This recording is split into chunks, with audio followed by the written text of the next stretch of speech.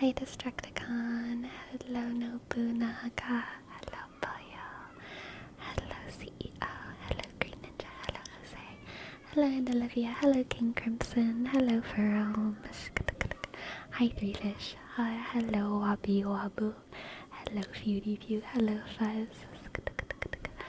How are y'all doing today? What's up, what's up, what's up, what's up? Hi Void Witch.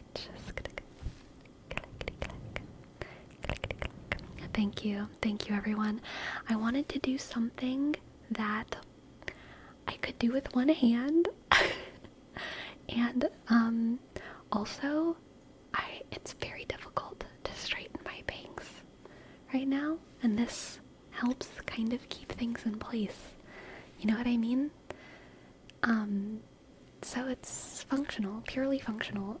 I'm not enjoying it at all, wearing a little tiara. It's purely functional. Like I don't even like it that much. I don't even like it, honestly.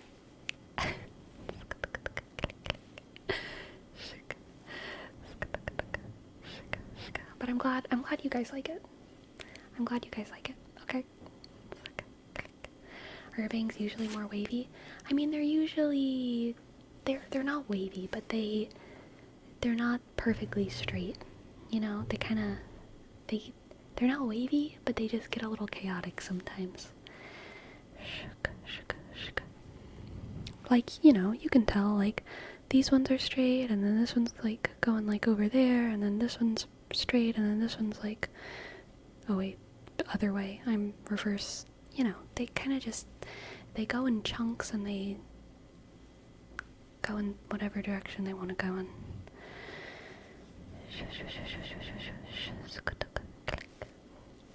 I bet you wouldn't even like it if you were trapped in a castle. I'd hate it. I'd hate it so much. I'd hate it so much if if all I had to do, if the only thing I could do all day was just sit in a tower and look out a window and read books. That would be horrible if that was my only options. Diego Zaki, thank you. Thank you so much. Thank you so much for your sub. First sub of the night. Thank you, Diego Zaki. D click I shk E G O C A click C K shk shk Y sk. Thank you, Diego Zaki. Thank you. I bet you would die inside if you had to eat bread and jam and apples while painting and magic music on a high tower, while you await words from the generals on the status of the war. I would. It would be really, really a shame. It really would be a shame.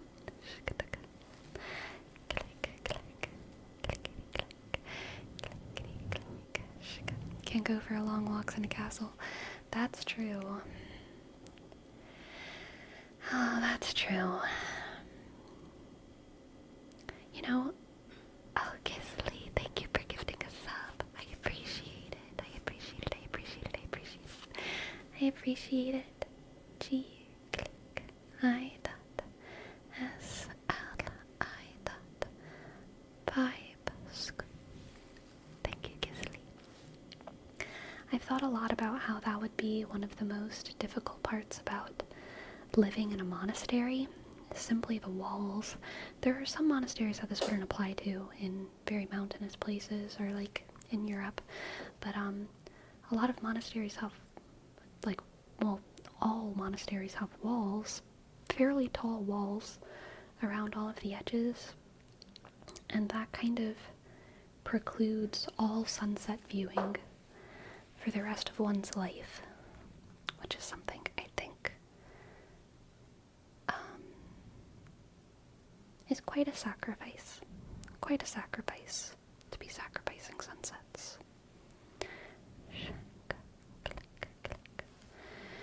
Just imagine the garden. I mean, yeah, doesn't mean you're gonna see sunsets though.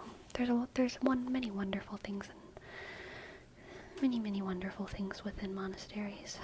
Unfortunately, there are many wonderful things without monasteries as well. Good evening, Nash. Don't some monasteries have chapel towers or bell towers you can view from? Theoretically, yes. Theoretically, yes, they do. Definitely. But, I do feel like most of those locations are pretty... The schedule of a nun is pretty strict, right? So, like, if in the middle of the last meal of the day you're just like, I'm gonna go to the bell tower, that'd probably be, like, not allowed. I mean, it might be allowed, but it would be, like, not something they would just let you do all the time. It would be like, you must sacrifice sunsets, young sister.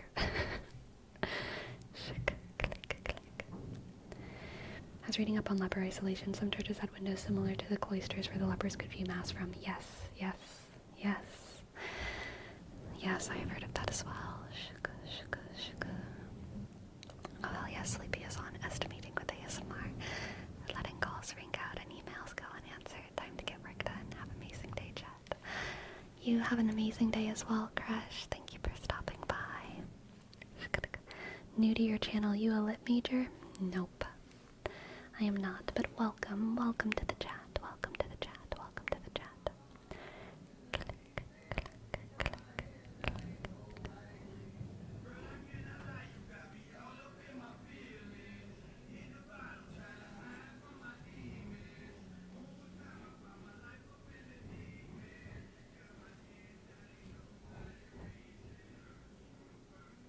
Okay. I think it's mostly past.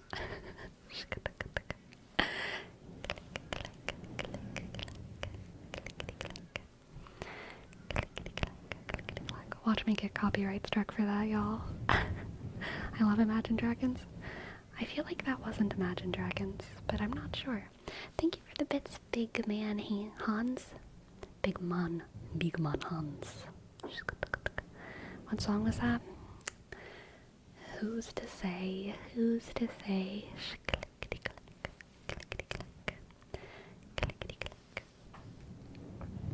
Nothing gives me the tingles quite like background butt rock. I hate butt rock. Honestly, I hate butt rock. Sleepy already had that. I just got it. I already had it. Hello, no palm trees. Hello. Welcome in.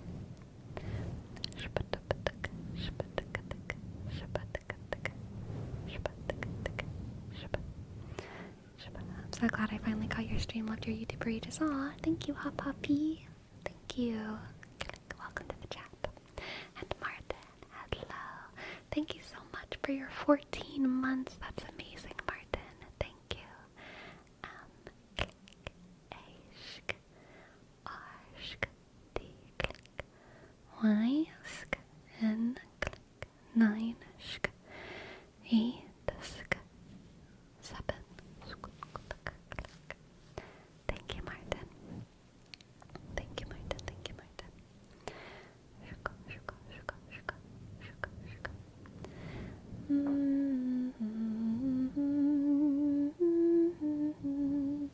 Green Ninja, thank you as well, Green Ninja.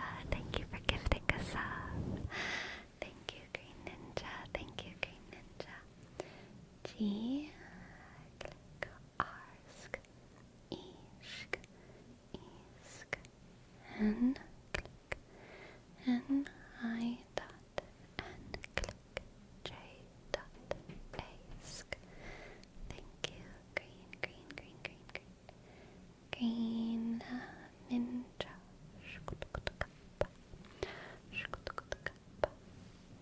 So today I've been thinking a lot about high fantasy.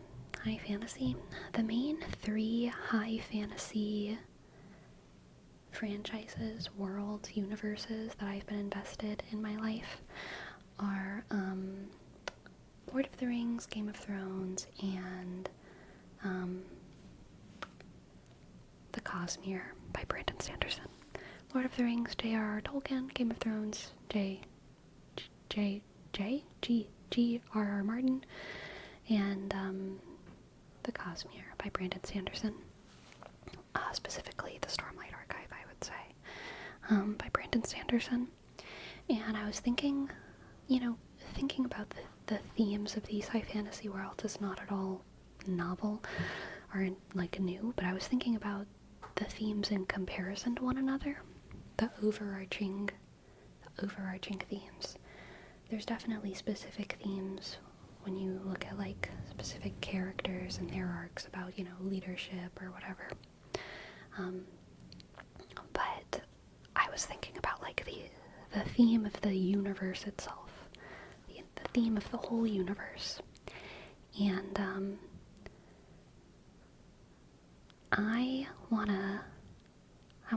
I'm curious about if y'all feel the same as I do about the themes of these universes, I guess.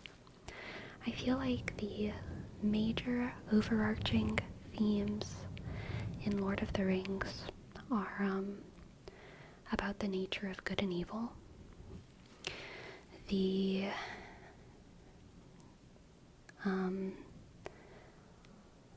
valor of weakness, and faith, like broadly like that, And then I feel like the themes of both Brandon Sanderson's Stormlight Archive and A Song of Ice and Fire are much more postmodern. It's not good versus evil in either of those, I don't think. But I feel like in Brandon Sanderson's Stormlight Archive, and this is subject to change because I haven't finished that series, and also it's still ongoing, and I wouldn't be surprised if Brandon Sanderson just did something crazy with it.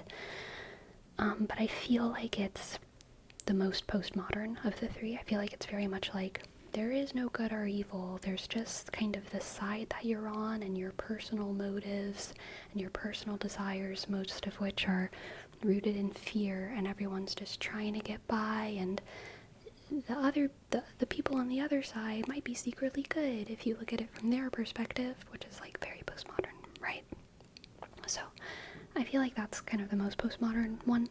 But then I feel like George R.R. Martin, rather than it being like everyone's good if you look at it from their perspective, it's more like everyone's evil. Everyone's evil. A Song of Ice and Fire. There's no like the Lord of the Rings is like heaven versus hell, the green versus the fire, the glen versus the fire, the woods versus the flame. But Song of Ice and Fire is like, there is no green, there is ice and there is fire. And it's about family. It's about what we do for the people in our tribe, the lengths that we will go for the people in our tribe, the lengths that we will go to protect the people in our tribe. So it's even less like pack oriented, I would say, because in Brandon Sanderson books, I feel like it really is just like anyone's good if you look at it from their side. But then George R.R. Martin, it's like everyone is willing to do wrong for the sake of their family. And I think more than in any other, like, I think family is emphasized more in George R.R. Martin than any of those other series. Those other series have family, but usually family is more simple because family is either together or usually family is on the same side of certain conflicts. There's exceptions, but I think that Game of Thrones is unique in that like every single family is like spread out and lost and missing each other and conflicted and confused. Like the family stuff is way more, has way more depth in George R.R. Martin, Song of Ice and Fire, than in the other series, I feel like. Read any Wheel of Time? I have not. But yes, Sanderson did write the last of them. Hello, sweet madness. Welcome to the chat. Hello. do consider Mistborn's main themes as being themes of hope and sacrifice against oppression. I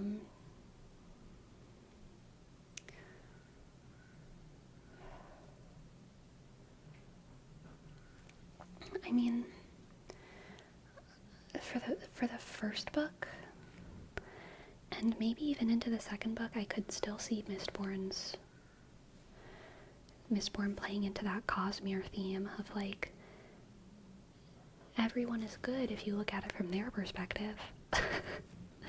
There are miniature themes with, like, specific characters about definitely hope and sacrifice, but whenever I look at the, like, universe as a whole and the broader messages, I still feel like we can understand how these people are fighting for the good from their perspective. Whereas in, like, Lord of the Rings, that's not the case. The evil people are not fighting for good from their perspective. They are just kind of bad. And yeah, also in Game of Thrones, there's no one who's fighting, or almost no one who's fighting for good. Everyone is fighting out of fear in Game of Thrones. Very few people are fighting out of a principle of, like, I must do what is right, except for maybe Ned Stark, right? And, you know, not to spoil anything, but you know.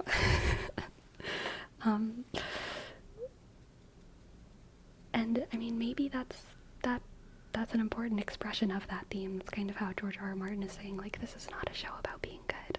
This is not a show about being good. This is a show where people act out of fear.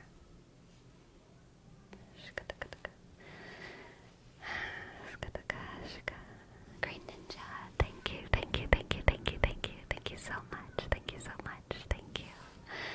Thank you for your tip. I will absolutely give you a tarot reading.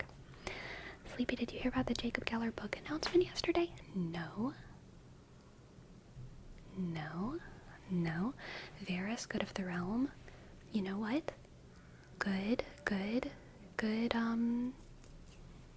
what's it called? Opposition. And good antithesis to what I'm saying. Example of an antithesis, for sure. But Varys is, like, super unique, right? He doesn't play by the rules of the world.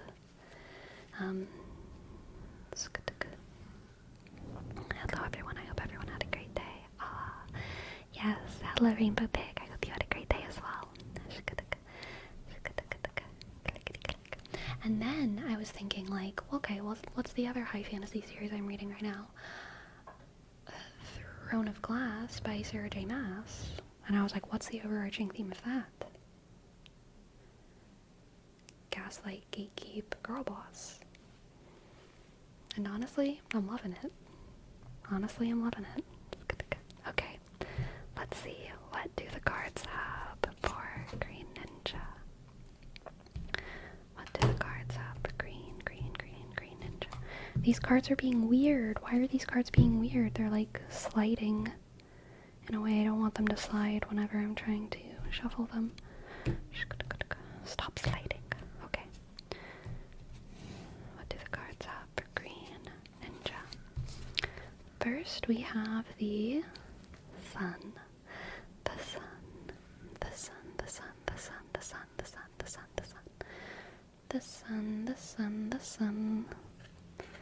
And then we have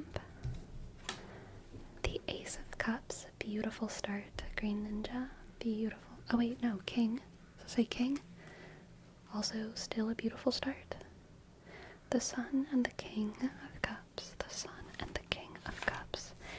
And the lovers.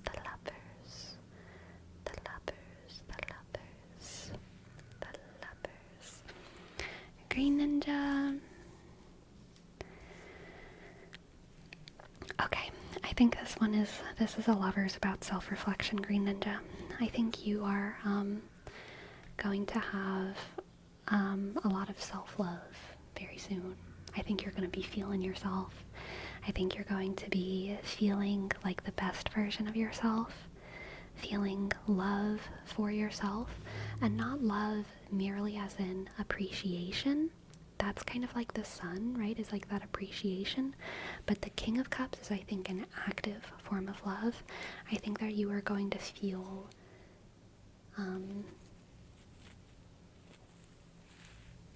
dedicated to yourself and dedicated to caring for the light that is inside of you. You know what I mean?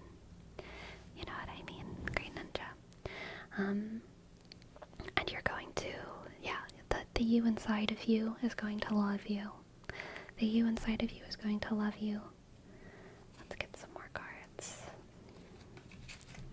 We have the Eight of Pentacles. Okay, so I think you're going to be loving yourself, and maybe part of the inciting incident for this love is going to be admiring you for how hard you work, admiring how much effort you put into things, and also continuing to love yourself by empowering yourself to like keep doing that. You know what I mean? I think like part of the way that you love yourself is by pouring effort into life. Pouring effort into life. Yes, Page of Pentacles again.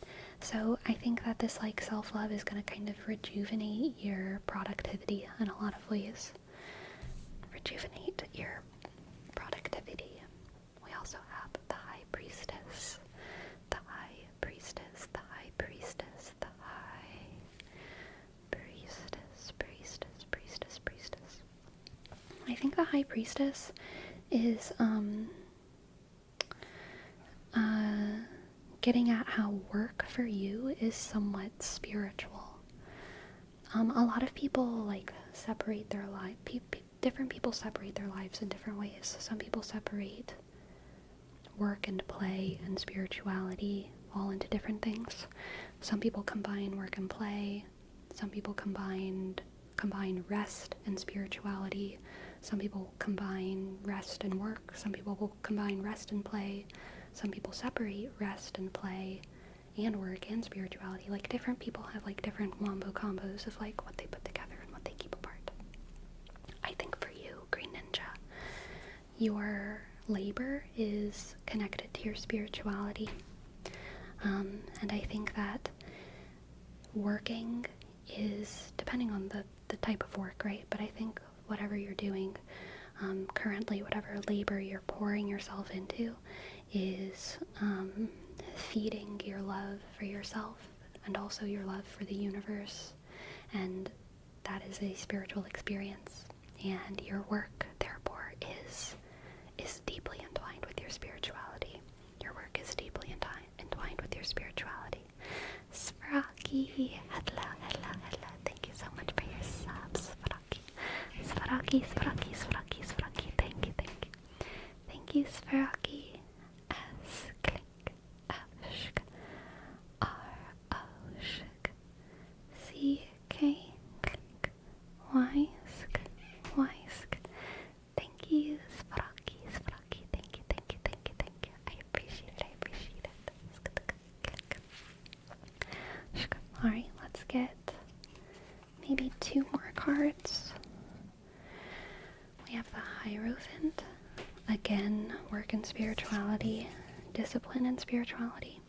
And the Page of Cups. Okay, this is truly a very circular reading, but yeah, I think that you're in this like not a self-fulfilling prophecy, but what's the word for when you're in a snowball, what's the word for when you're in a snowball and a self-actualizing, repeating, exponentially multiplying itself. It's not a self-fulfilling prophecy, not a slippery slope. You're in a self-feeding cycle. That's what word I'm looking for. Spiral. Yes, it's a spiral, but there's a word for it. Oh god. Cyclical works, but it's not what I'm looking for. Vicious cycle. Feedback loop. Positive feedback loop. That's exactly what I'm looking for, Sakrans. Positive, though, instead of negative. You're in a positive feedback loop. You're in a positive feedback loop. Of loving yourself and loving your work, and that feeding your spirituality, and your spirituality feeding how much you love yourself, and you loving yourself is making you love your work, and you loving your work is making you have a spiritual experience, which is making you love yourself, which is making you love your work. And it's a positive feedback loop, where there's a sense of rejuvenation and infancy every single time that you go on that cycle. And that's why there's that Page of Cups and also this King of Cups, right? There's a sense of infancy and growth, and then it feeds back around again. The love transforms from like a excited and new love into a loving of yourself, like a father, like a caretaker, looking back at your own life and feeling like, wow, that is something that I'm proud of and that I love. Positive feedback loop, and it just keeps going around and around, just keeps going around and around in a way that is beautiful and wonderful. Let's get an oracle card for you as well. Green ninja, a green ninja, shaka, green ninja.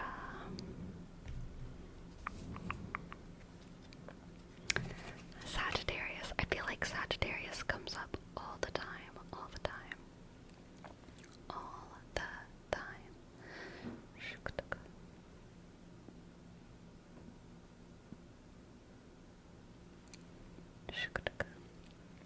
I am Sag, right? So again, you are Sag.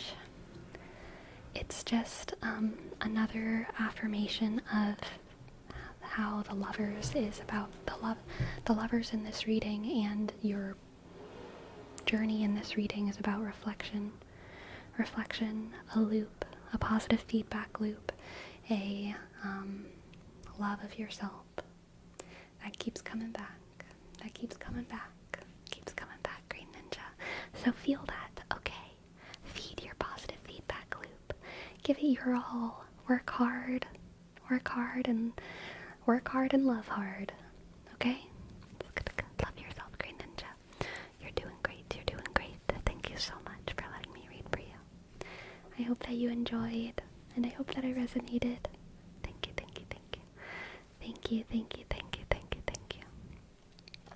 Okay.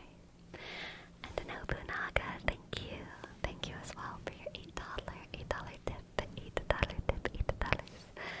Thank you, Nobunaga. I appreciate it. Let's see what the cards have for Nobunaga. It was super relevant. Thank you so much. You're welcome, Green Ninja. I'm very glad. Alright, Nobunaga.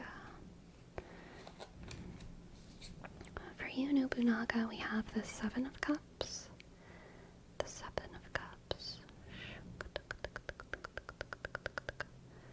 There we go. Seven of Cups. The Four of Pentacles. Seven of Cups, Four of Pentacles, and the King of Cups. Again, interesting. So I'm getting a sense of stagnation here.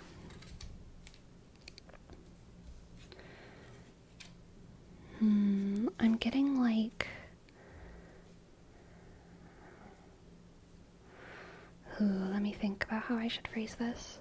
So I'm getting a sense of stagnation, and also like the feeling that you're kind of banking on love being enough. Like you don't know how to act or what to do, and you have a lot of ideas and you're not acting on them, and part of you is like, well, it's okay because I'm a good person. So maybe that's just enough. maybe that's just enough. Maybe I don't need to, like do things or change or grow, because as long as I'm a good person, and as long as I love the world and love my brother like myself, what more is there? Or like, what more is necessary? I think you know that you could grow, but you're feeling like you're doing enough, and you don't know how to grow, so you don't really feel obligated. You don't feel obligated to grow because you do love. You do love. And why should you be obligated to do more than that? Why should you be obligated to do more than that? Let's get 2 more cards. We have the 2 of Swords. And the 5 of Swords. Interesting. So I think you're afraid of change, Nobunaga. Yeah, you're afraid of change, and you're having this cognitive dissonance moment where you know you can grow and evolve and learn and do new things. You know you can grow and learn and evolve and do new things, but you also know that you don't have to in order to like be a good person. But the more you know about your own potential, the more the obligation to grow and learn and change feels like something that you're actively denying. And in that denial, in the denial of the growth, you're like making a wrong choice. Because if someone doesn't truly can't learn and grow and evolve and whatever, then they have no obligation to like be any better or do anything more than they are doing now, right? But because you do have ideas about how you could learn and grow and evolve and put more love into the world, and you're not acting on it because you do whatever you've deemed enough, the more it feels like an act of cognitive dissonance. Let me make an analogy. I'm going to make a money analogy because I feel like money analogies are easy. It's like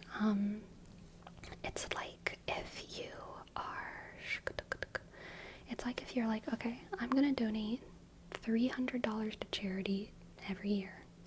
And you make that promise to yourself when you're like 20 years old or something. And then by the time you're 50, you're making way more money than you were at 20. And you know that donating $300 every year is honestly still more than most people do. Still a lot more than most people do.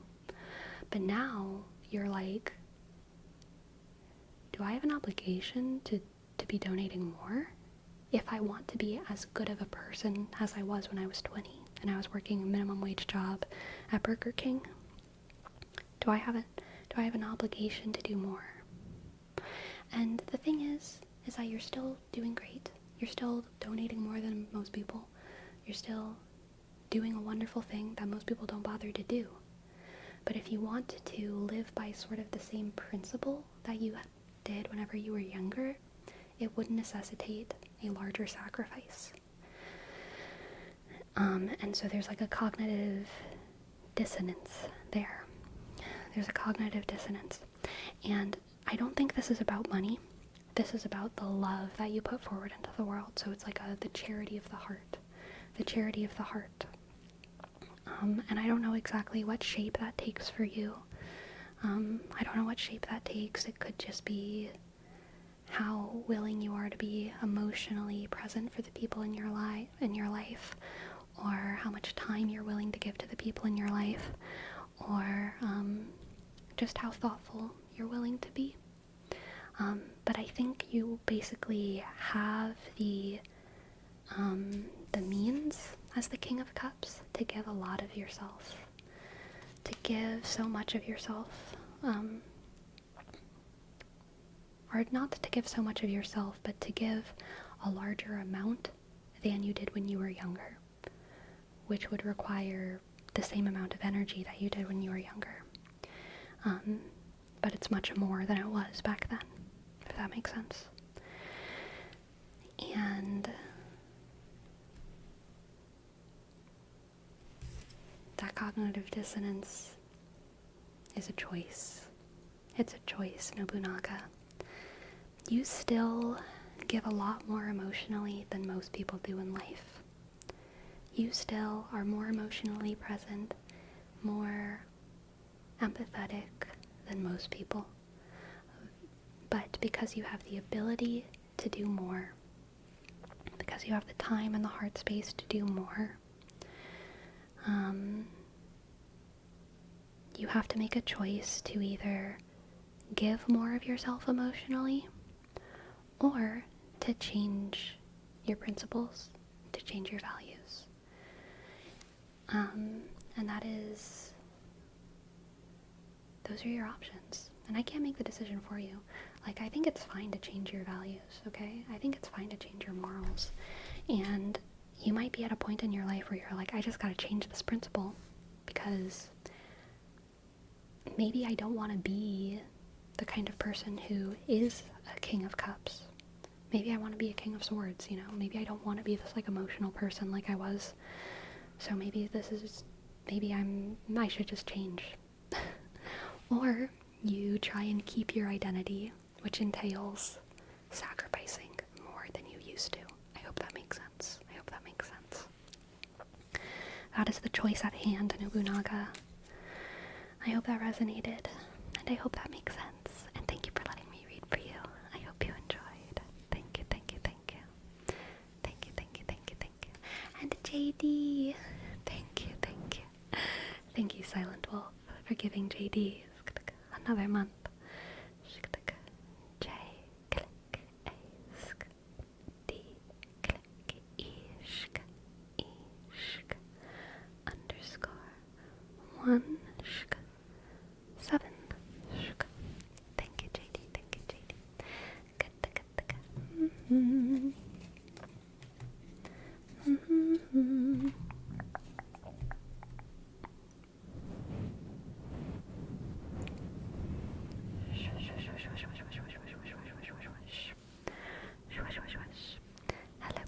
Hello, Brandy. For Rome, thank you. Thank you for your tip. I would love to give you a reading as well. I would love. Let's see. What do the cards have for Rome? Red Skittles, thank you for your bits. Thank you. Thank you so much. Hello, Jupe. Welcome in. Let's see what the cards have for Rome. Cleric, thank you for your prime. Thank you. I appreciate it.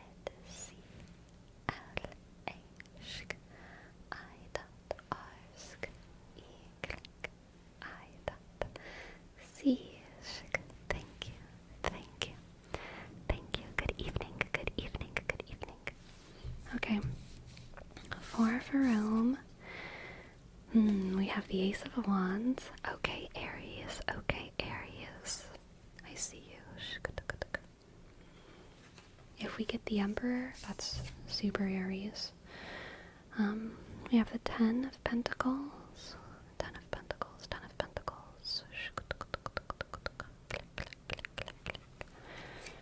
The Ace of Wands and the Ten of Pentacles is very positive. And the Ten of Cups, oh my goodness, for Rome, the fates are kind. The fates are very kind. The fates are extremely kind. What the heck? You know what this is? This is almost like retirement vibes. But like, good. This is like a new life stage is beginning and you're so excited to start like swimming at the recreation center every single day because you don't have to work anymore. You know what I mean? Like, you have made some kind of massive accomplishment. You've made some kind of massive accomplishment in life. or you're about to make some kind of massive accomplishment in life, and it's going to make you excited to start a new journey of self. A new journey of self. And this accomplishment is a material accomplishment and an emotional accomplishment, okay? So that's why I'm saying retirement, because it's kind of like you're done with your labor and you're secure for the rest of your life, but then also it's like you get to start enjoying your family more than you used to ever have, you know? Because you have so much more time. You have so much more time. And then that Ace of Wands is that like rejuvenation to start something new. Rejuvenation, like a new infancy. Very Aries. So there's a lot of like new zest for life. New zest for life off of the back of a major accomplishment, okay? New zest for life off the back of a major accomplishment. Alright. Next we have the Knight of Cups. Cute. The Knight of Cups. The Six of Cups. The Knight of Cups. The Six of Cups. And the Empress. Okay? The Empress. Verome. You called the Empress. I did. I was wondering if we were going to get the Emperor for Aries, but we got the Empress and the Knight of Cups, which means Verome. Oh, with the Six of Cups? Verome. This is like a past life connection. Alright, a past life connection. And I don't really believe in past lives. But when I say a past life connection, it's more like a vibe, okay? It's more of a vibe. It's like two people who feel so familiar to one another immediately. Like they just fit together. They just fit together. The Six of Cups is about the past and oftentimes kind of childhood nostalgia. So it's like, it's kind of, this person feels like you've always known them, and they're not actually someone who's been in your life before, because this is a new experience that you're having. It's a new fresh era. And the Knight of Cups makes me think that it's kind of probably a romantic connection with the Empress. The Venus to your Aries. The Venus to your Aries, okay? And I know what you're thinking. Don't you mean Venus to Mars? No, I do not. Because Mars is a different card. The Emperor is Aries and the Empress is Venus, because tarot is funny. But there's still a major draw and attraction between them, right? Hello Patsy, hello Sinjope, hello 101 ESP, hello. Mars is also a chatter, true. Hello Mars. But yeah, okay, so far Verome, I feel like you're making a major life transition, and in the midst of that transition, you are probably going to be making some kind of new romantic connection to someone who it feels like you're just fated to be with, drawn to be with, someone who feels like home to you, someone who feels familiar, okay? We also have the Hermit.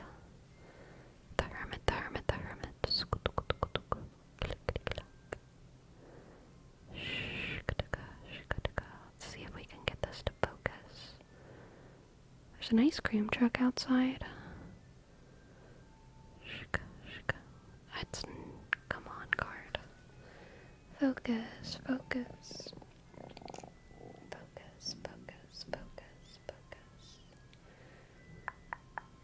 The Hermit. There we go.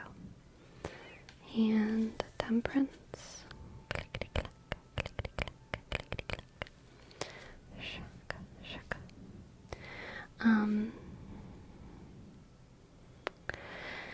Okay, so I think this is speaking to this past life sort of vibe, this past life connection. I think sometimes whenever we meet people who feel familiar to us, it gives us a new, I think, learning about other people, specific people, not all people, but there's some people who, by knowing them, we learn more about ourselves. Knowing them becomes an introspective process. It's like by knowing this person, you understand your own past lives. You understand your own kind of past and traumas. I wish there was a opposite word to trauma that had the same kind of weight. Or, people talk about the demons inside of them. People don't talk about the angels inside of them. That doesn't make sense. Like, we all have our demons is like a thing that people say. But when people say we all have our angels, it doesn't work. That means a totally different thing. And formative memories, yes, but like with a really strong positive connotation. Like, they changed our brain, which is what formative means. But when people say trauma, they mean it in like a more extreme way. And I wish that I had a word that had the same amount of weight. But I feel like there isn't. There isn't a word that has the same kind of weight. Or phrase. But anyway, I think that like learning about this person and getting to know this person for whom you're going to understand the demons inside of you that you never knew were there, and also the angels inside of you that you never knew were there. And I hope you understand that when I say angels and demons inside of you, I do not mean beings or entities. I mean like issues that you didn't realize that you kind of inherited from your family and your upbringing and all of this like subconscious stuff. And I mean your specialties and the unique bits of value that you bring into the world that you have inherited from your family and through your formative experiences. That is what I mean by the angels inside of you, the things inside of you that give light to the world. Yes, I think this person will give you a deeper understanding of yourself. I hope you enjoyed that. Thank you so much for letting me read for you that was a fun reading. Very interesting. Neat music. Look, the kids need ice cream, okay? The ice cream calls. Ah, you're very welcome, bro. You're very welcome. You are very, very, very, very welcome.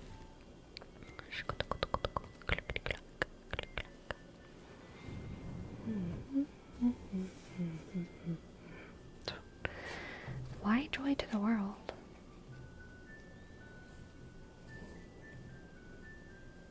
What is this?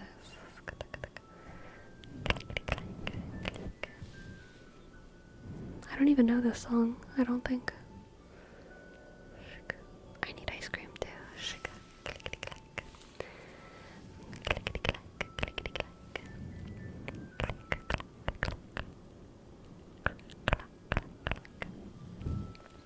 Sleepy, could you go give me one of those fucked up SpongeBob ice creams? I have no idea what you're talking about, but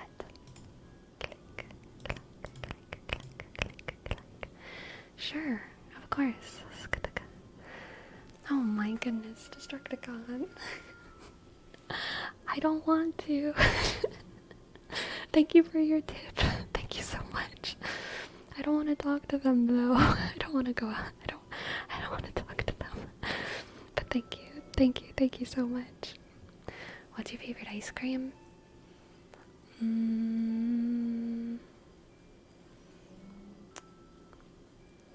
I like cookies and cream. I like pistachio. I like vanilla.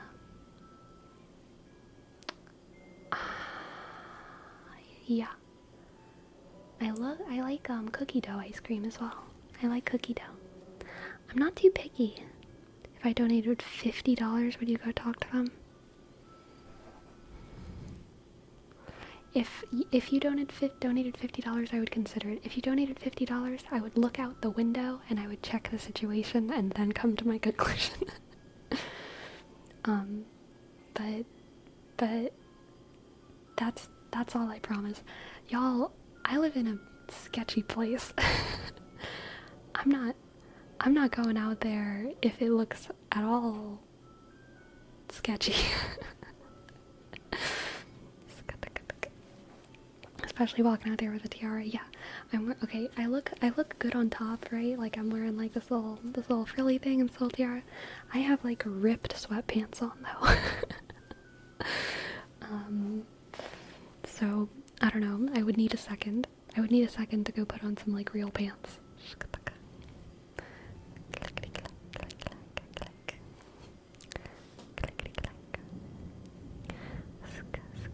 Thank you, Saki, sir. Thank you.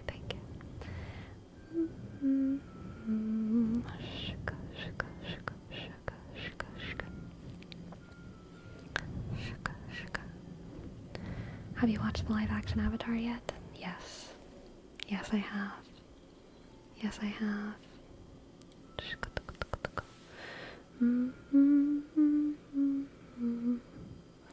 What did you think? I had a good time watching it, but like, that's it. It made me want to watch the old Avatar, so I did. I rewatched book 2 and 3 of Avatar. I didn't rewatch book 1, because I've rewatched book 1 sometime within the past, like, 2 or 3 years, but I hadn't rewatched book 2 and 3 in a pretty long time, so I rewatched those, around the time that I sprained my arm. By old Avatar, you mean the movie? No. No.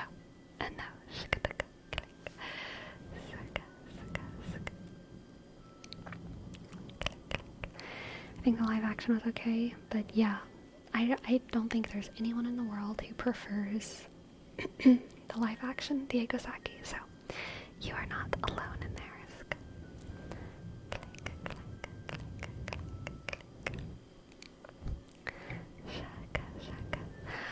6, thank you. Thank you so much, 6. Thank you so much, 6, for getting a reading for Dali Joel. Thank you so much, 6. Dali Joel. What do the cards have for you?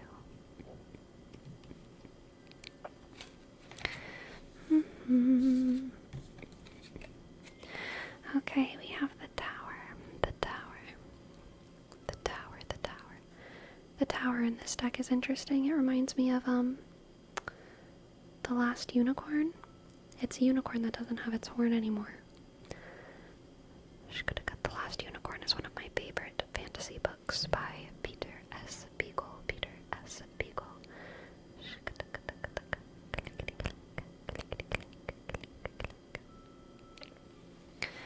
We have the tower and the universe. Oh, Dolly Joel. This is starting to feel like the chosen one reading. Oh, interesting. And the 6 of Pentacles. This really is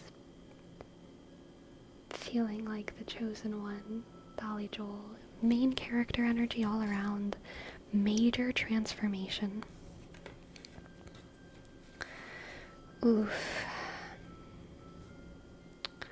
Okay, you know what I was talked earlier in this stream about how I've been thinking about A Song of Ice and Fire by George R.R. Martin. And in George R.R. Martin's Song of Ice and Fire, there's this there's a handful of characters who die and come back to life. And it doesn't happen often. It's not a frequent thing. It happens very, very, very rarely, and there's just like, 4 or 5 characters who this happens to in this whole big universe. And there's this kind of motif in the book that, like, whenever you die and come back, you are very changed. You are thoroughly changed. There's maybe an echo of who you used to be, a shadow of who you used to be. And some people come back with more of themselves than others, but like, whenever you come back, you're very, very, very different. And Dolly Joel, I feel like you're about to go through a fully transformative experience. And I think that what you wake up to, I think that whoever you are about to come after this is more powerful than who you are now, is a greater version of yourself, but that doesn't mean that you didn't lose something. Does that make sense? You can come back greater and more powerful and stronger with more potential, but still have lost an important part of what made you, you. Evolving, the difference between this and evolving is that I'm talking about a transformative moment, not a slow process. This is not a slow process. This is an abrupt shattering, a brutal shattering and reawakening, burning and rising from the ashes. Burning and rising from the ashes. It's the unicorn that loses their horn, right? They're never going to be a unicorn again. And a unicorn's pretty freaking cool, right? You were beautiful and in many ways perfect before. And you are going to change. You are going to lose your horn, but you are going to become so much more powerful. Powerful. Powerful. After this transformation, even though you kind of lose this, you lose a major part of your identity, I think. Can I be a Pegasus? Absolutely. Absolutely. You might lose a horn and grow wings. That could totally be a message here. I mean, this bunny does kind of look like they're flying, right? And the universe is certainly not really about being on the ground. So that could be a great metaphor to work with. Like losing your horn and growing your wings. You're never gonna be a unicorn again, but you just might be a Pegasus. Dolly Joel, you just might become a Pegasus, okay? And it's gonna be a sharp moment, and maybe a painful moment, but you're going to be magnificent, okay? You're gonna be magnificent. Trying to write down everything you say as you go. Oh. Well, I'm glad that you enjoyed. I hope that it resonated. Thank you so much for letting me read for you. Thank you so much. Thank you so much. And thank you as well, Six. Thank you as well, Six. Vanity Man, hello. Welcome, welcome, welcome, welcome, welcome, welcome. Thank you so much for your tip, Vanity Man. I appreciate it so very much. I appreciate it. I appreciate it. I appreciate it.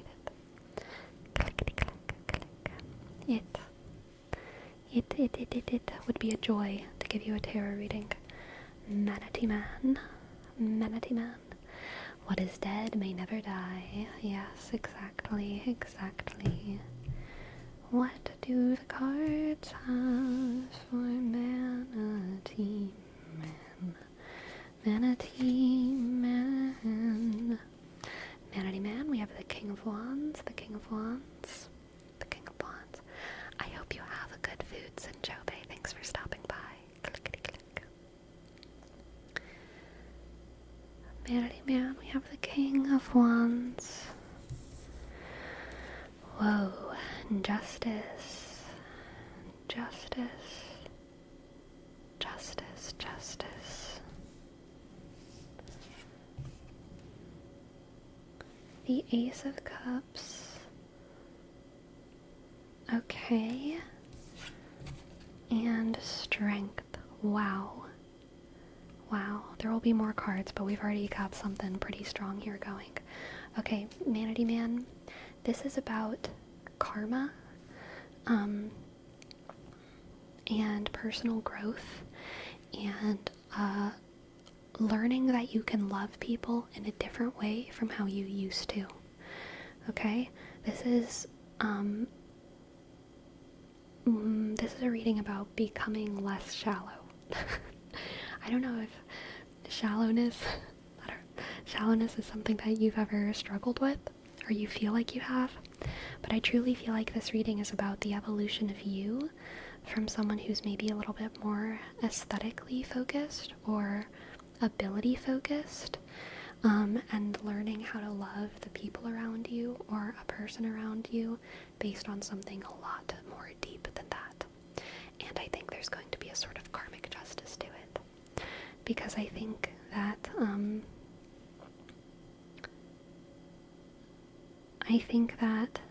you are going to, in having this evolution, your appearance and aesthetic is actually going to become so much more kind of attractive and enticing. It's like you're, I don't think I'm actually describing your life story here. This is just an analogy, but it's like the young boy who like just wants to be with a pretty girl, and they're like an attractive young boy, and they get with a pretty girl, but then the pretty girl becomes disfigured in some kind of like sad accident. So then the young boy learns to love her for like so much more than what she looks like, and in learning to love her for so much more than what she looks like, the young boy who's just like, you know, middlingly attractive turns into a king of wands, someone who everyone admires and looks up to, and is seen as wise. I think justice here is kind of a teaching force, right? But also a somewhat natural force. It's like we all learn and we grow, and the things that used to be important to us become unimportant to us. But that doesn't mean that we lose. It means we win sometimes. It means we just win sometimes. We keep on winning, just in ways that we didn't expect. So yeah, I think that that's kind of an analogy for whatever kind of journey that you're going through. A journey from being aesthetically interested in someone else, or it might not be a specific person, but just like aesthetically kind of valuing people and things in life, and evolving and growing to value things that have a little bit more depth and a little bit more meaning, and in kind of a reversal positive feedback loop that actually makes you become more of a representative of the values that you used to have. Because now all of the shallow people want you. But they're not wrong. They're right. But it's just like, you know, you got there by not being shallow. And they need to learn. They need to learn the lessons that you did. The Uno reversal, exactly. Let's get 2 more cards here. Yeah, but we have the Ace of Pentacles. Again, kind of a newfound surprising success. And the Ace of Swords. Manatee Man, what? We have the Ace of Pentacles, the Ace of Swords, and the Ace of Cups. So this whole reading is definitely about like all of your perspective is changing on the world. What you value is just completely changing. You value the material things differently, you value emotional things differently. Your idea of truth is altered. Your idea of truth is altered.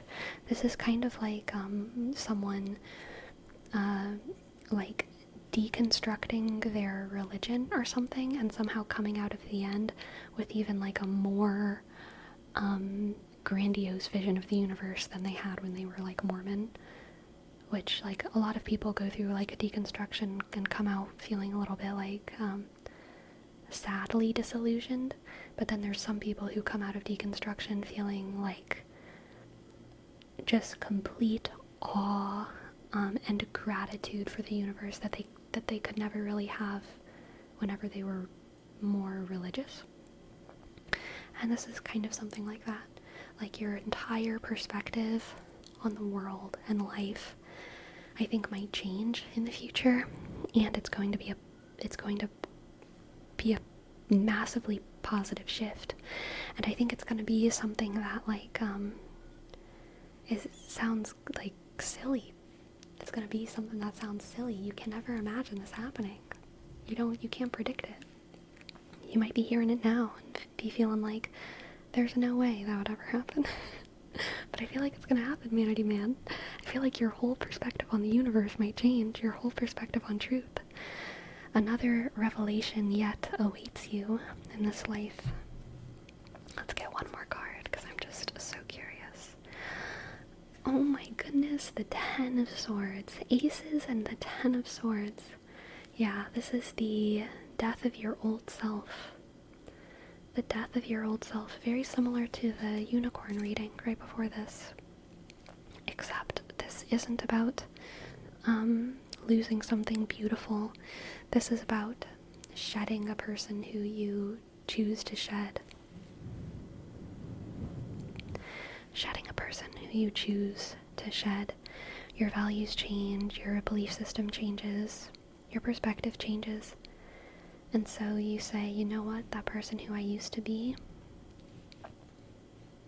that's not who I want to be anymore. I will lay them down to rest. I'm getting a song in my head from the musical 36 Questions, and it's one of my favorite songs from the musical,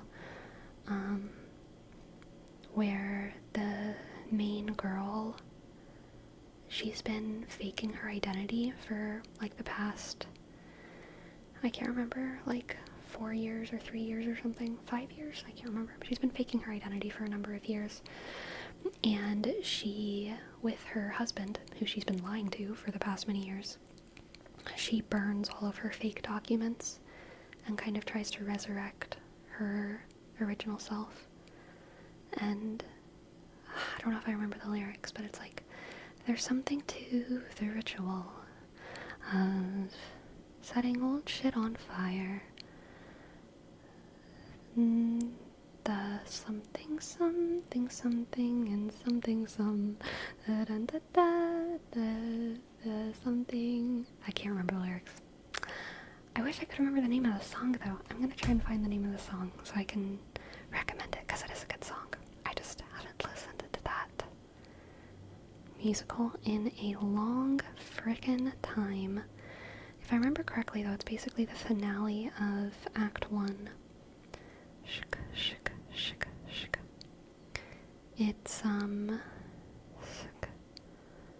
Click, click, click.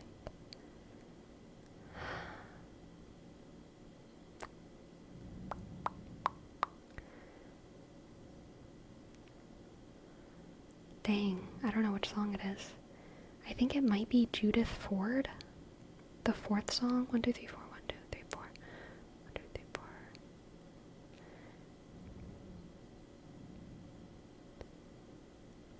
It's either Judith Ford or... I think it's Judith Ford. I don't know. Natalie Cook? It might be Natalie Cook. I don't remember. I'm so sorry, but it's the 36 Questions podcast musical. And it starts by talking about burning her old documents and becoming a new version of herself that is actually the true version of herself. Okay? And that's kind of the vibe, Manatee Man. That's kind of the vibe. I want to get an oracle card for you as well, Manatee Man. Manatee Man. Illusion. Oh, how very prescient. Yeah, I think you have been, I think there are falsehoods about your life, Manatee Man, that you don't currently want to confront. I think there are falsehoods in your life that you don't currently want to confront. And I think you are living in the kind of illusion that maybe these falsehoods are empowering you. And they might be for the time being. But I think that you're going to go through this transformation and become a much more true version of yourself. And it's going to be so much more empowering than you think it would be. I think a lot of your falsehood is kind of rooted in the fear that whatever is truth, whatever is a more truthful version of you, the more depthful feeling of you, is like weaker or worse. So you can't imagine that like being a good thing. But it will be a good thing when it happens. It will be a good thing when it happens. You're gonna go through a big transformation, Manatee Man. And it's gonna be beautiful, okay? You're gonna kill the caterpillar and become the butterfly. And it will be amazing. Thank you for letting me read for you. I hope it resonated, and I hope that you enjoyed a little bit.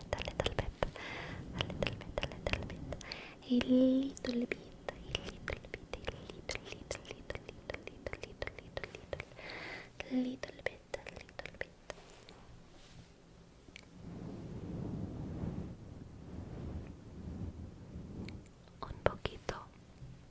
Así. Sí, así, así. Shuka, shuka, shuka. Shua, shua, shua, shua, shua, shua.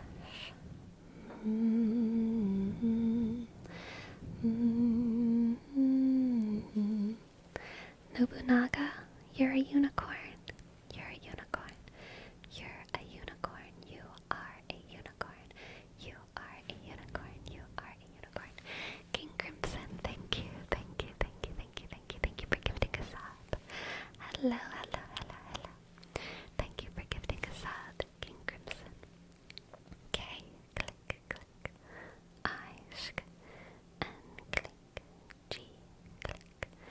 C, R, sk, I, sk, M, sk, sk.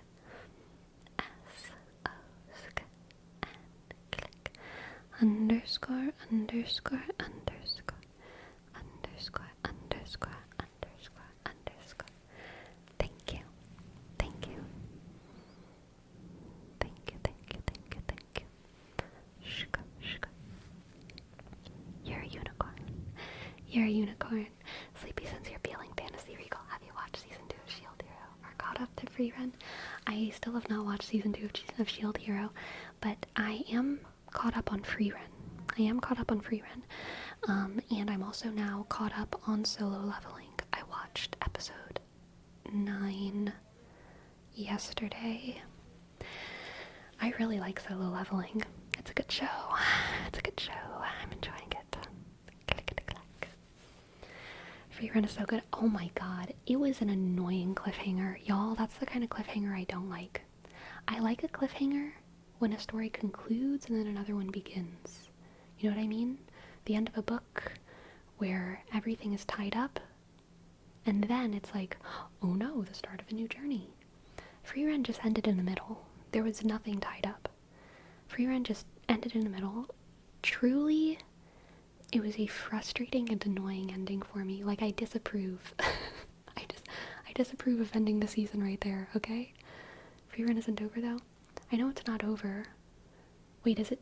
But I did think it was the end of a season. Is it not the end of a season?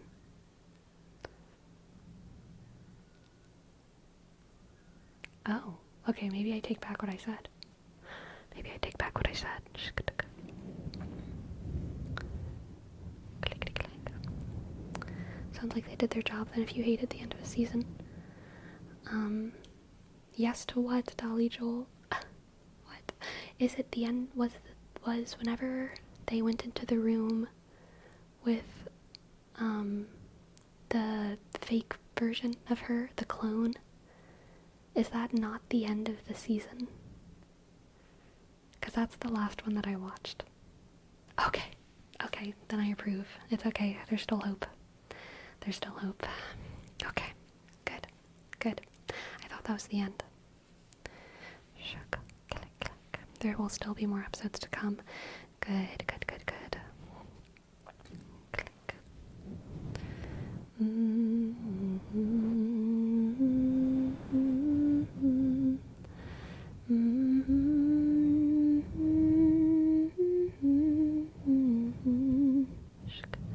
I thought they dropped the first 4 at once though, so would 24 not be 28 actually? I thought it was the end too. Oh god, goodness, King Crimson. Who knows, who knows? I need to give solo leveling a try again. I couldn't connect to the pro tag, but I generally don't like OP pro tags. I'm okay with OP pro tags. I mean, you like Freerun. You like Freerun. She's a little OP. Versace. Thank you, thank you. Thank you for your sub, Versace. V-E click R-S-A click D-sk D-click J-sk I-E-sk. Thank you, thank you. Thank you. A lovely word wrap humanity man. Snow. Snow, snow, snow. Snow, snow, snow, snow. Jon Snow, you know nothing, Jon Snow. Jon Snow, you know nothing. Jon Snow, snow. Snowy, snowy, snowy, snowy. Snow, snow, snow.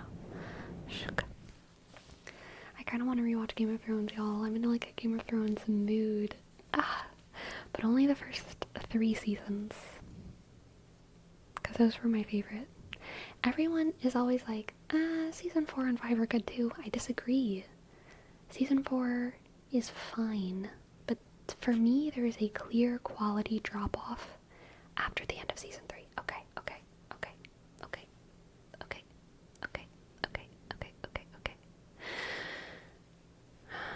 Shaka. Snow. Thank you, Bitterbrush. Thank you. And Bitterbrush, I would love to give you a reading.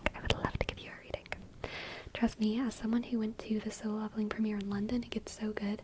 And I've read that manga so many times back to front. Nice. Manhwa?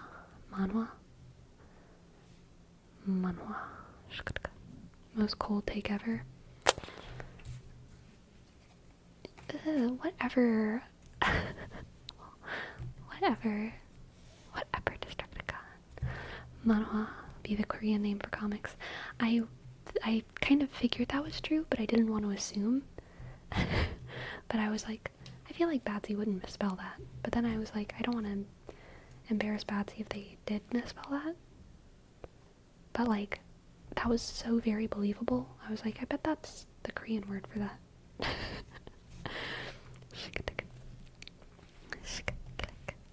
LOL, everyone agrees with you, Sleepy. I don't know, Destructicon. Sometimes I say that, and everyone's like, no, season 4 is good too. It didn't get bad until season 6. I get that so much. So, I'm just saying. That's my experience. Clickety clack. Snow pipers. Thank you. Thank you so much for your prime. Snow. Snow fibers. S N click O shk W shk F sk sk I click the shk E sk R shk S. Snow pipers. Thank you. Shka click. Shka. Alright, Bitterbrush. What do the cards have for you? Bitterbrush.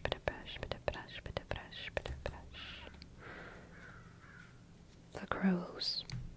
They're actually listening to us talk about Game of Thrones.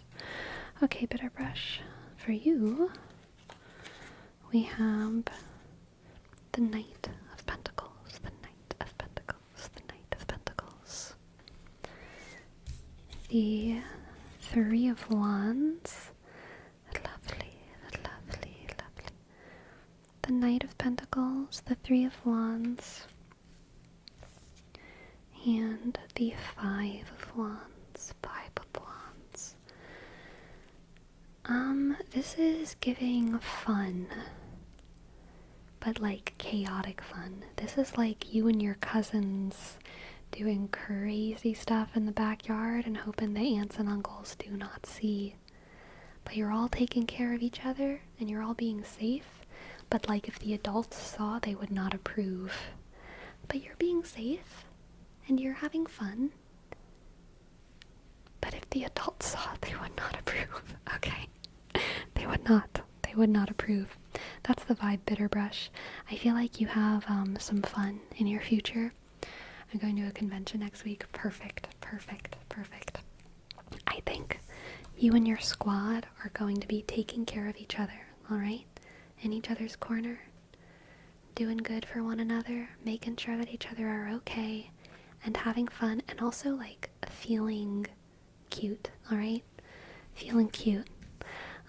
I think y'all are gonna look very good, okay? I don't know if you're cosplaying or just getting cute, but either way, it's gonna work, alright? The wands are always nice looking, nice looking. So I think that you're gonna be, having a good time and looking good, but it's also gonna be very chaotic and very unpredictable, and there's gonna be probably a lot of noise and movement and action. And it's gonna be the kind of thing that from the outside looks like there's absolutely no order to it, and how on earth are they having a good time, and how on earth do they think that's a good idea? But it is a good idea, because you and your squad, you've got each other's backs. They're gonna be okay. You're gonna be okay. You're gonna be okay. Thank you for letting me read for you. That was a sweet, cute little reading. Thank you, thank you, thank you. Thank you, thank you, thank you, thank you, thank you. Thank you, thank you, thank you. Shuka. You know that always ends up with a younger cousin getting hurt and everybody being grounded. Once, my youngest cousin, me and another cousin, we were playing and we didn't want to be interrupted. And the youngest cousin came into the room and they were like a toddler. And they were like, I want to play with y'all. And me and this other girl cousin, we were like, we don't want to play with you. We're doing other stuff. And then they threw a really bad tantrum. And then they ran into one of the bathrooms and closed the door. And it's still a mystery how. But somehow they locked the door. And they were a toddler and they couldn't unlock the door. And so they were locked in the bathroom. And it was me and my other cousin's fault because we caused the tantrum. We were probably like, I don't know, I was probably like 6 or 7 or something. And my younger cousin would have been 1 year younger than me, 5 or 6. And we felt so guilty. But also, this younger cousin was throwing a fit. And they were just like, in my head it probably lasted like 3 hours of them being like behind that bathroom door and all of the aunts and uncles being outside trying to like coach them on how to unlock the door and just really getting frustrated. My sister did that once too. We had to shave a pencil so it would fit in the door handle to pop the lock out. Nice. I don't actually remember how it was resolved. Somehow they got out. Good night, Manatee Man. Thanks for stopping by. Did you get grounded? No. I didn't very often get punished when I was a kid. Like long-term punishments. I feel like my parents didn't have that kind of philosophy on parenting. I did get punished sometimes, but it was very, very, very rare. And whenever I was a really, really little kid, there was definitely like, go sit in the corner, you did something bad. There's a little bit of that. But once I was like past 5, I feel like there was very, very little punishment. We would get talked to, but not really punished. Never grounded, I don't think. That sounds like something I do as a dramatic child. Me too, King Crimson. Oh, yes. Yes. Raise your hand in the chat if you are a little drama queen as a child causing problems. First time catching a live stream. Hey all. Hello, Donko Berries. Welcome to the chat. Hello, hello, hello. Hello, hello, hello, hello, hello, hello, hello. I was a crybaby. Any scary story would make me cry. Yeah, for sure.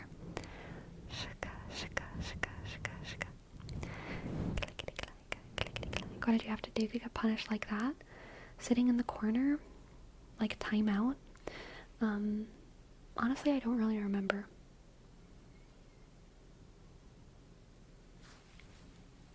I remember being like mad that it happened, but I don't really remember. Hello, JD. Hello, JD. Hello, JD. Hi, how are you? How are you? How are you? You know, JD is the only streamer who I have notifications on for. The only one. I get notifications every time JD streams, and it makes me excited. I can't watch your streams at this hour, making me adjust my sleep schedule. Aw. It's okay, JD. I just watch all of yours, but whatever. I don't mind. It's fine. Whatever. It's fine.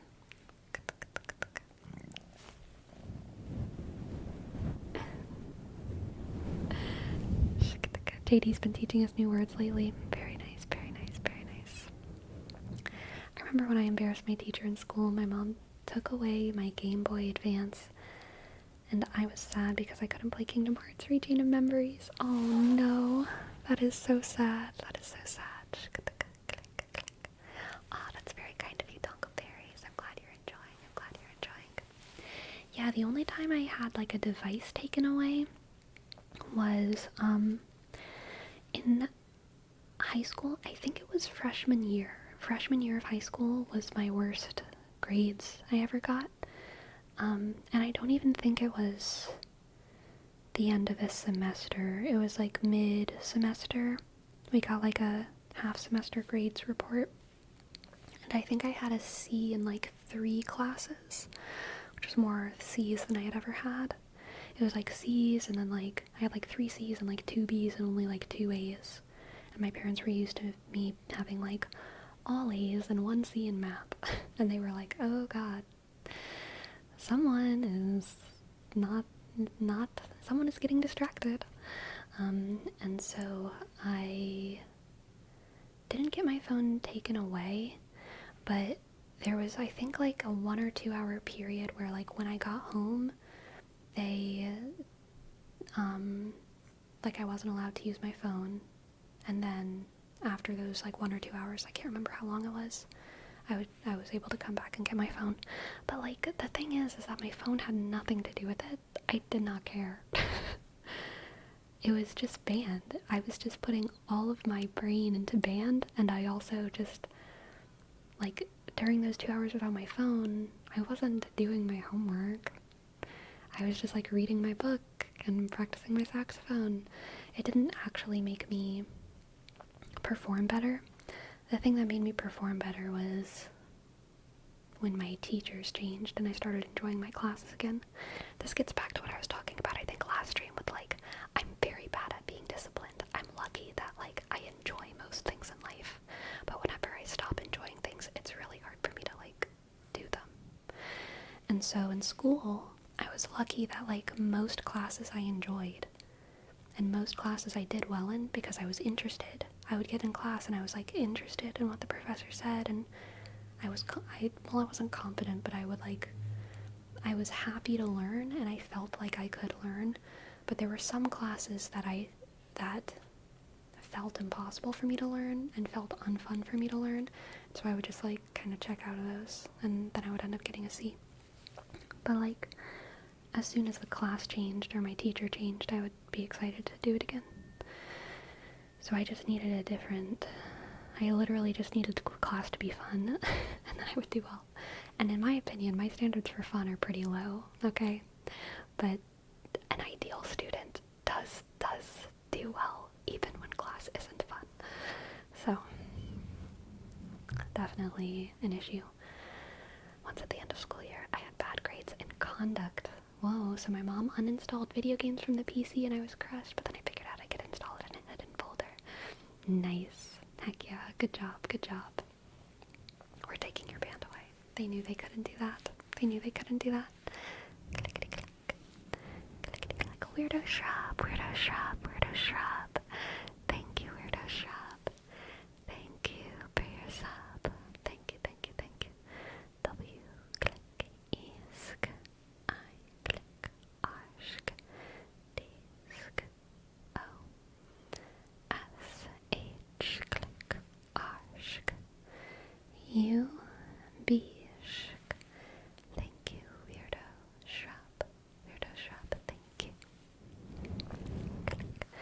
Do you think you would have enjoyed math if you had a teacher like Vihart? So there have been math teachers who I've liked and math classes that I liked. They are the rarer of the bunch, but there have been ones that I liked. Unfortunately, I will say I still did bad in math. So maybe for math it really doesn't matter. Maybe no matter how much fun I have, I still do bad in math.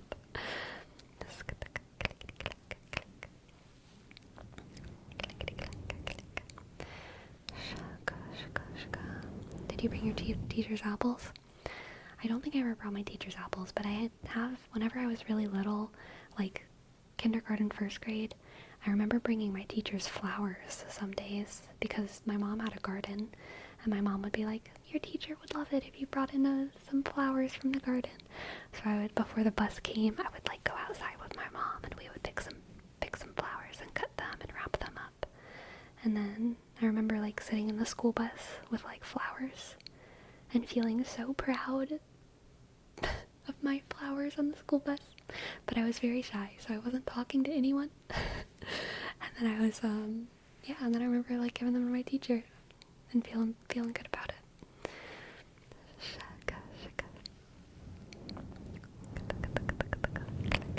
The worst one for me was chemistry. Me too, Jerome.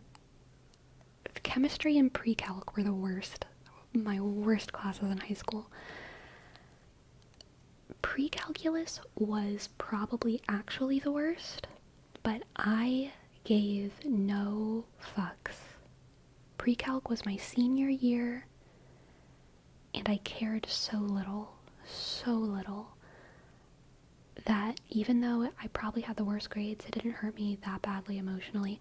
But chemistry, I actually enjoyed, and I really loved my teacher. My teacher, so quotable, so funny, so just amazing. I loved her. And I was interested in the class. I remember like being excited to learn about chemistry. But that was a really rough year for me. It's a really rough year for me health-wise, physically and mentally. And unfortunately, that affected my performance in chemistry, which honestly sucks. It honestly sucks. I'm sure I still would have struggled, but I think all of my health issues like made it worse than it would have been otherwise. Which yeah, kind of shitty.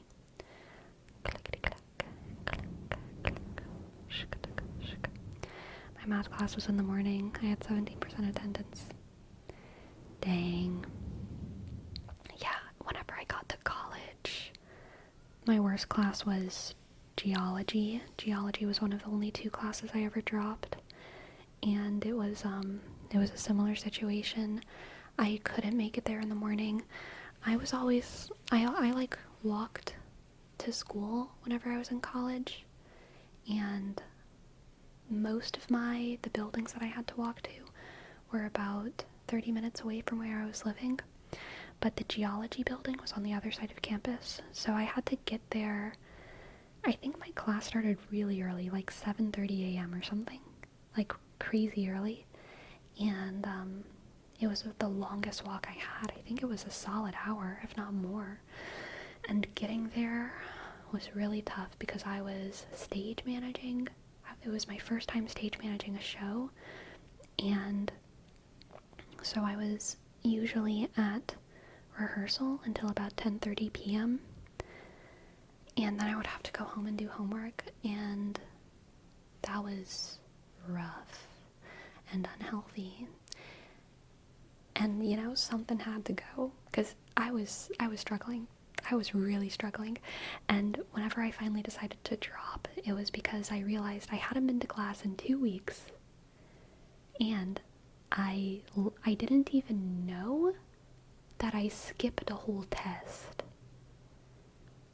I didn't even know there was an entire test that I skipped, and I eventually got an email from the professor, and they were like, just so you know, you can still save your grade. I'm willing to, you know, like, if you're willing to, like, put in the work, I'm willing to work with you so that we can figure out how to help you pass this class. Such a nice email. But I didn't even know that I skipped a test. And I was like, fuck. And I don't even think I ever responded to the email because I was too ashamed and embarrassed. I just, like, went to, like, the, I don't know, class manager. I can't remember what the actual person's title was. And I was like, I need to drop geology. I'm not making it. I'm not making it. I'm not making it in that class. And they were like, okay, yes, you do need to drop geology.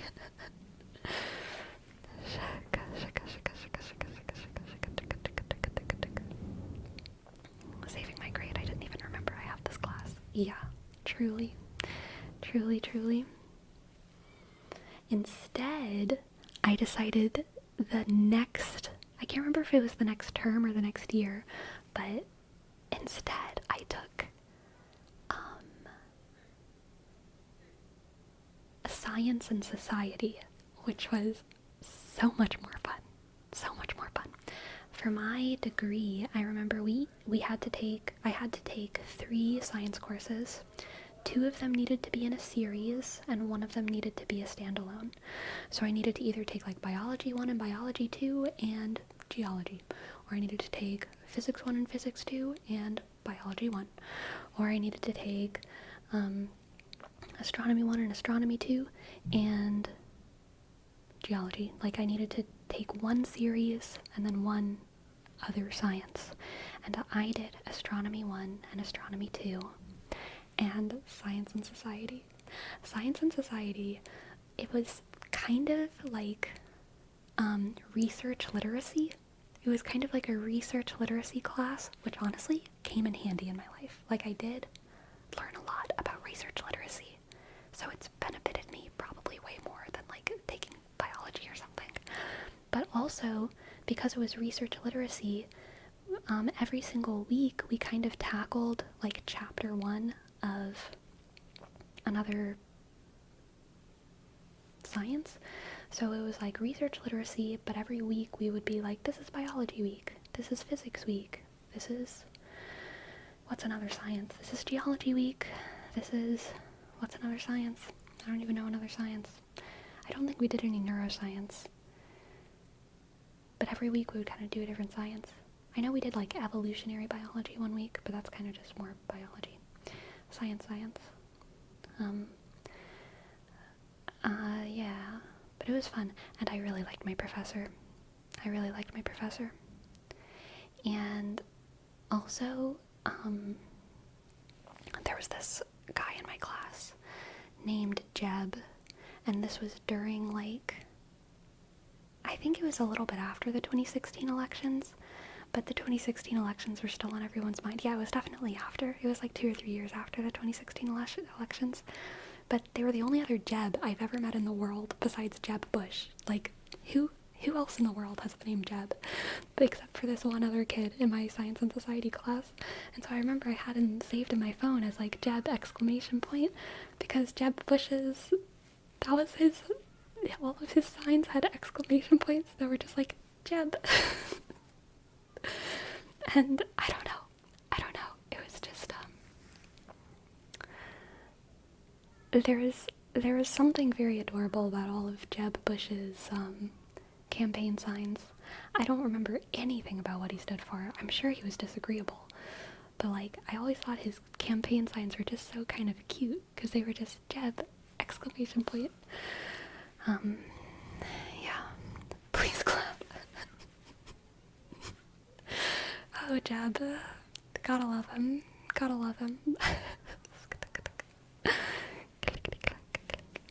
Alright, thrusting leg. Here's your name, Trace. It was one of the funniest things of all time. Thanks for jogging my memory on that. Please clap. Oh, good. Thrusting leg. T, shk, H, click, R, shk, U, shk, S, T, click, I, dot, N, shk, G, click, L, click, E, G, shk. Thank you. Thrusting leg. Thank you.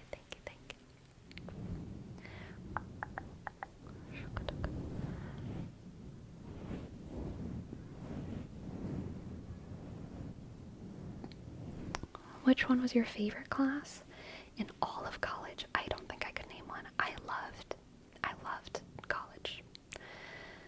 And there were too many good classes. I truly couldn't name one. It would be like I would name like 20 classes. Like, I loved so many classes. I don't think I could even pick 5.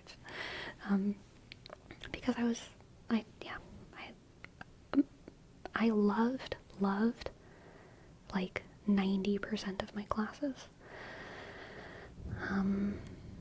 There was, in all of college, both undergrad and graduate school,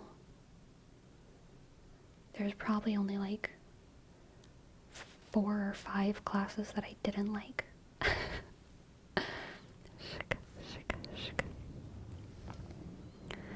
Which class do you feel like you performed your best in? Also, a lot of them. I don't know. Like, I don't know.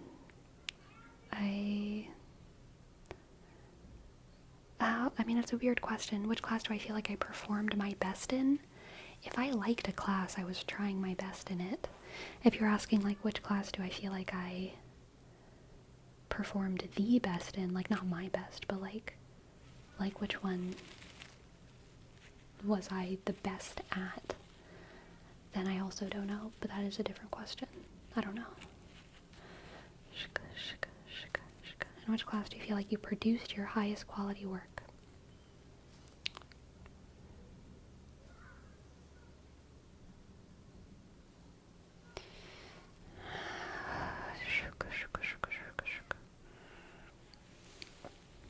I mean, probably some of the ones in graduate school whenever I was writing, like, a ton. I probably, like, produced the most high quality work. Whenever I was just, like, writing a bunch of essays about stuff every week. But I don't even remember the name of those classes. So, I'm sorry, I can't answer the question. I try if I like a class, I just try my best in it. And it's hard for me to judge, like, oh, in what class did I write the best essays? You know what, I took a class on cyberpunk literature, and I also wrote a lot of essays in that one, and that one was fun. Cyberpunk literature, I think I wrote like an essay a week. And then, like, my script analysis and theater history classes, I also wrote a lot of essays in that I'm, like, proud of, so I really liked those. And then, like, my acting classes, I I'm definitely proud of my work in my acting classes, but it's also not work that like still exists. Like I don't really have anything to show for it. I can pull out my old essays, but I don't still have those monologues memorized. And also like theater is kind of connected to the space, right? So like I can't just perform that scene again. I would need to be in that stage with those people and like blah blah blah. So like I think in some of those classes I did produce some of my highest quality work, but I can't like just do it anymore. I still have the essays. I do not still have the scene of the acting work that I did. Clickety click, clickety click. How did acting classes go? Was it teaching you how to act or acting history? Both. That kind of stuff really depends on the college and the program that you do. Most programs are a hybrid. If you go to school for theater, they're a hybrid of like what they call like, practical and then like academic. Practical theater and academic theater, or like research theater or something. I guess like kind of the three branches of most theater degrees, and to get a theater degree you usually have to do a little bit of everything. There's usually practical theater, which is like singing, dancing, acting, and then there's like academic theater, which is theater history, script analysis, theater research, and then there's design, which is obviously, costume design, lighting design, sound design, and then there's arts administration, which is like, how do you put on a show? How do you like manage a theater? Also in practical, when I say practical theater, it's dancing, singing, acting, directing, and costume construction, prop construction. Those things would be practical acting as well. Stage management is also practical theater. And then research is, script analysis, theater history, more literature oriented. And then, also the academic side of theater is kind of like theory of acting, theory of ritual, like what is acting, what are we doing when we act, kind of questions. What counts as theater? So it can get pretty philosophical. And then the design stuff is separate from the construction stuff, because like a costume designer doesn't necessarily, most costume designers do know how to do like costume construction, but like someone working as a costume designer is not usually working as a costume construction person. So costume construction is practical stuff. Costume design, lighting design, sound design, that's all its own kind of branch. And then arts administration. And then film is usually a totally different thing. Film is, if you want to do film, it's a totally different thing, which should have its own many branches. There should, if you're taking film, if you want to be a film artist, you should be able to go into a film degree and have as diverse of an experience as I did with like theater. But usually, unfortunately, there's just like film. And so you go into film and you don't really emphasize on anything. You have to learn how to film act, film direct, film design, film construct, do everything. And that's just because film is newer, so it's like usually a smaller program with less teachers and less infrastructure. And so if you are going to school for theater, you learn pretty equally everything at most colleges. There's of course colleges that are like that specialize in stuff and have different things, but most colleges, if you go to school for theater, you learn how to do everything. If you go to school for film, you learn how to do everything. If you go to school for theater, you usually emphasize certain things. So you might be a theater major with a concentration or an emphasis on performance, or a concentration or an emphasis on dance, concentration or an emphasis on directing, etc., etc. I'm always impressed how deep every major is, which sounds obvious, but I would never have guessed that the learning process for theater and film would be different. is just usually a new department. Like in most colleges, film just isn't a department. It's either a new department, or it's integrated into theater, or it's like just one class. Like you'll major in theater and there'll be one class in your 4 years that's on film. Film is new, and so there's just less of an infrastructure, but there should be more. Hopefully there will be more options for people to study film in the future.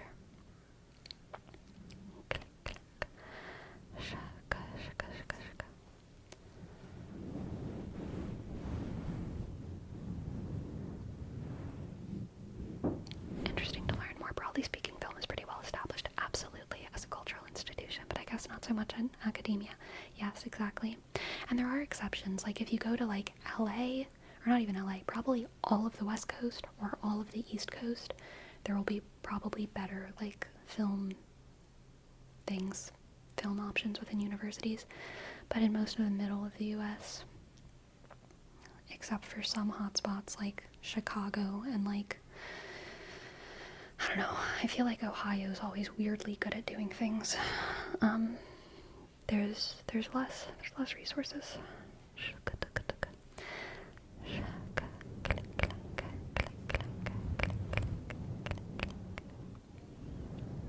Which makes sense. When people are said to be classically trained, it's always in theater. Yeah. St. Louis? Yeah. Chicago? Yep. My film uni is very practical, though. A lot of courses are very theater-based. Nice.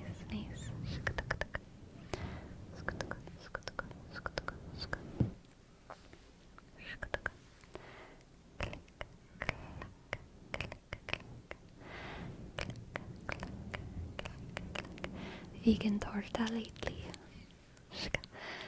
No, I have not had any good Sammys lately, unfortunately.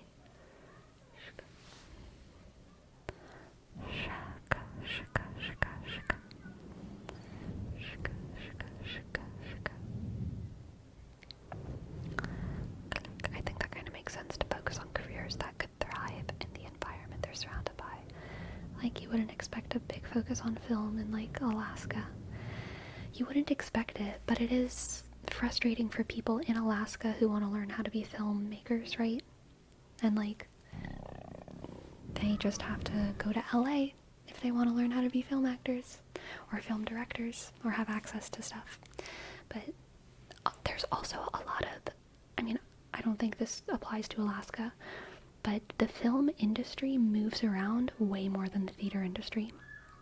The heart of the film industry is almost always going to be LA, right?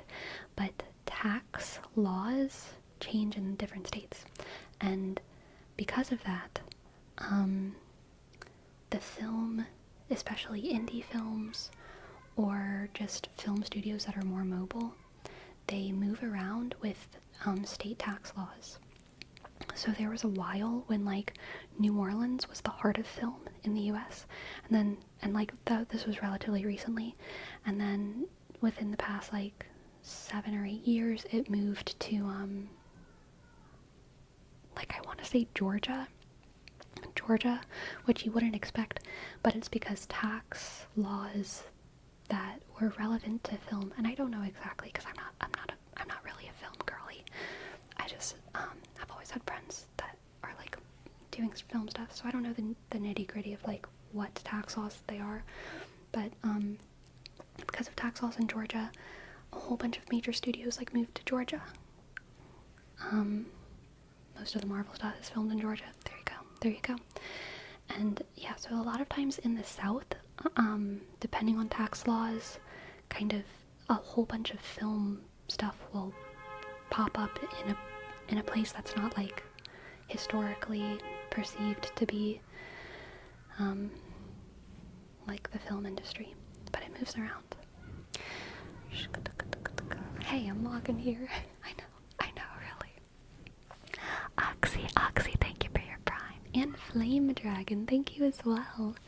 Thank you, Oxy, and Flame Dragon. Thank you so much. Both for your prime. Thank you. Oh, X,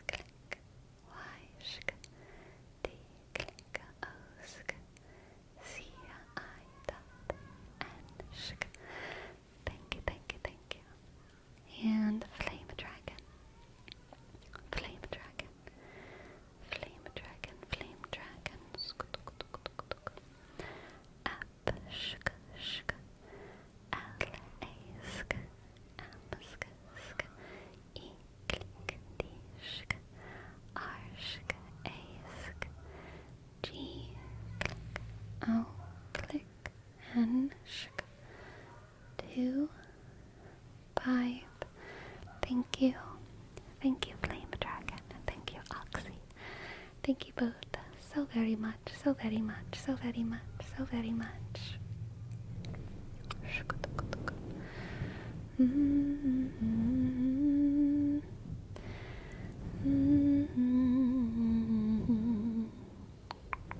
Having a huge movie in a specific location drives a lot of tourism, so countries are trying to get that carrot. That's fair. That's fair. That's fair.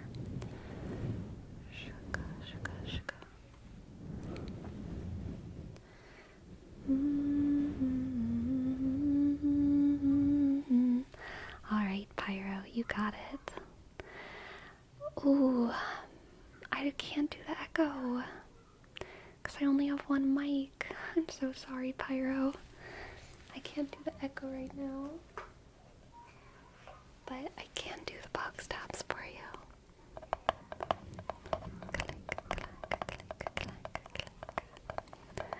Pyro, Pyro. Pyro, Pyro, Pyro. Guess states' tax law do it for the same reasons. It's not tourism. They want the film industry, though. States absolutely want the film industry because just the film industry generates a lot of economy just by itself. No tourism necessary. Pyro, Pyro, Pyro. Hello, isolated. Hello, isolated.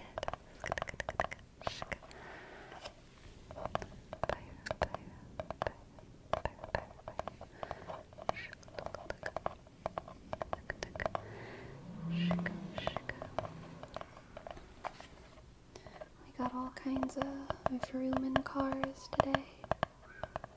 Walking Dead was filmed in Georgia, right? No idea. Probably. Maybe.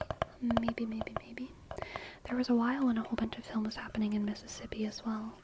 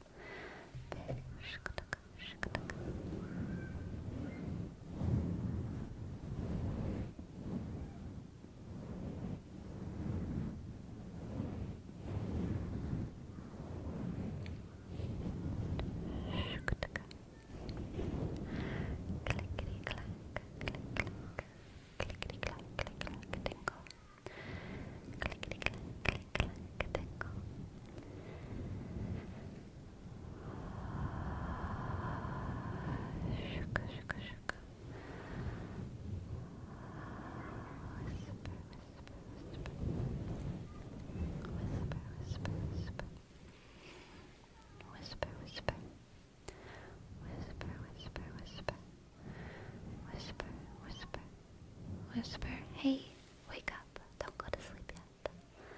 Wake up. Focus. Don't go to sleep yet, okay? You gotta focus. Okay. Whisper.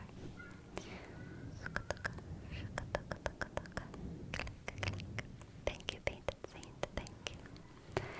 Good. Don't go to sleep yet. Don't go out on me. Hey Sleepy, can you make a quest for my D&D gang that I can post on a town bulletin?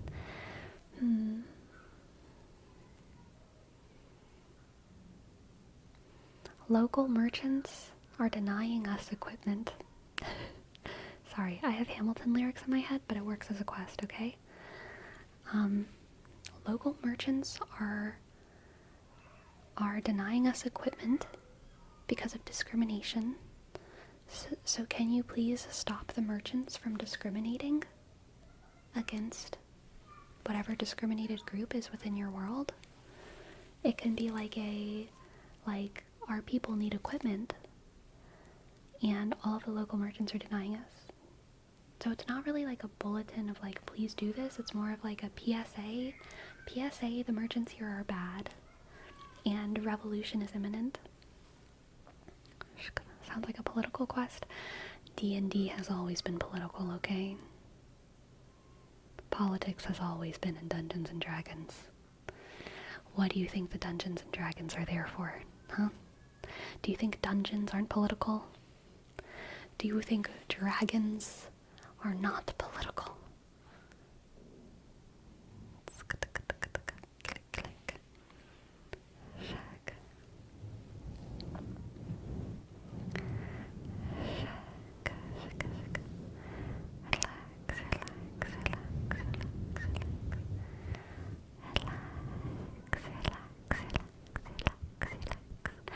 Yes, yes, it is break time. Alas, alas, alas, alas. Thank you, Dally Joel.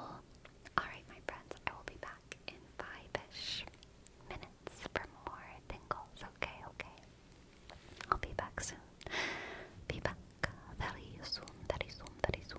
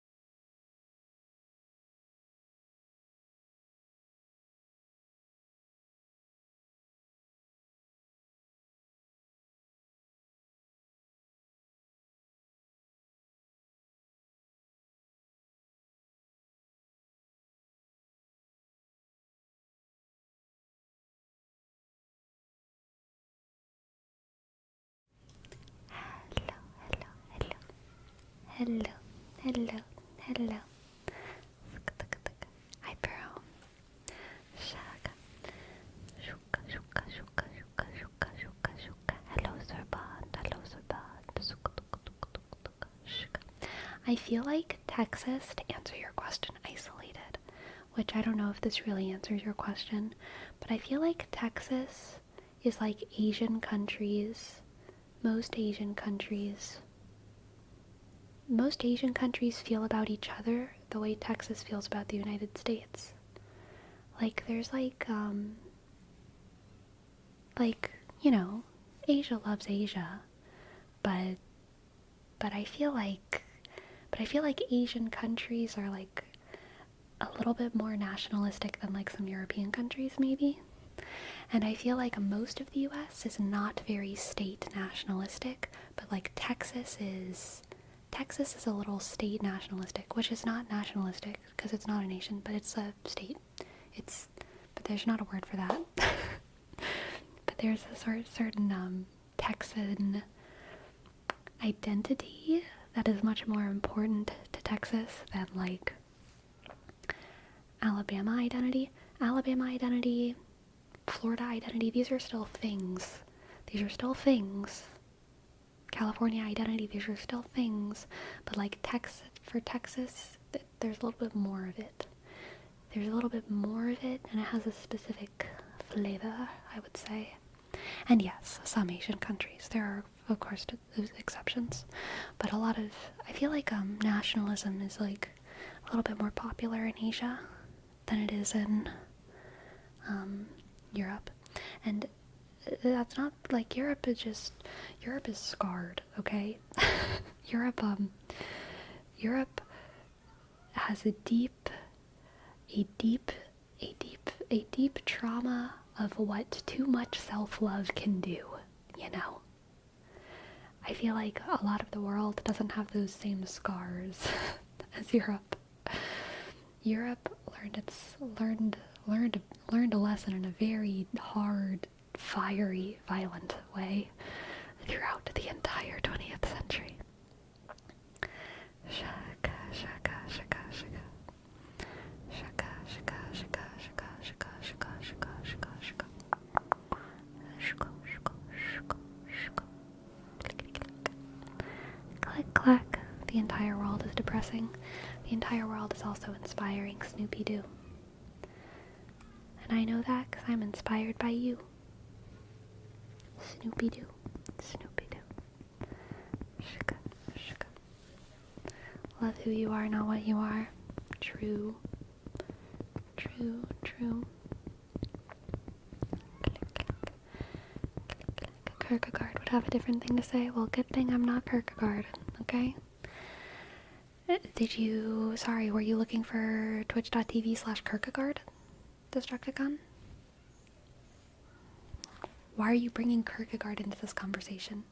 We broke up like 3 years ago. Why are you always talking about Kierkegaard when you know that Kierkegaard, not everything that I say is about Kierkegaard. Kierkegaard and I are done. And we've been done for a long time. Okay? Kierkegaard and I, my stream has nothing to do with him. Okay? Okay?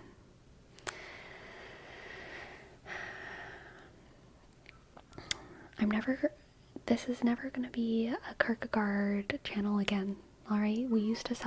I used to enjoy doing the Kierkegaard thing, but now I'm done. I'm done with my Kierkegaard era. Sleepy, I think you're making this about Kierkegaard. No, you're making this about Kierkegaard. Stop it. Stop making... I don't want my content to be about Kierkegaard. I don't want my content to be about Kierkegaard because I'm done with that era of my life. And I'm moving on. I'm moving on from this Kierkegaard stuff because Kierkegaard stole everything that I was, and I need to build myself back up again. And I feel like the past, Kierkegaard in my past, just like keeps haunting me because no one ever stops talking about him. And I don't want to talk about Kierkegaard, but every time that I log onto Twitch, everyone's like, oh, Sleepy, Kierkegaard. And it's like, will you let me move on? Please? Please? Can I have one stream where we don't talk about Kierkegaard and how important he was to me? Can we have one stream where we're not talking about Kierkegaard?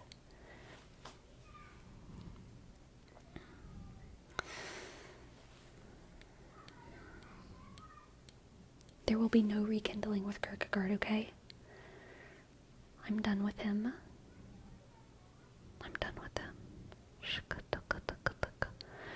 So what do you want from this? How do we settle it? It's already been settled. I'm literally so over him. I literally, like, I haven't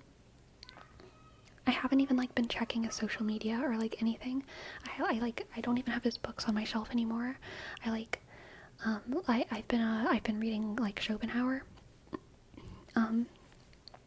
and some, like, Hegel, and, I, like, never even think about Kierkegaard. Like, I'm completely done with him, and there's nothing to settle. There's no closure. I've already had closure, and he's obviously had closure too, because it's not like he's talking to me, so, like, whatever. Like, it's done.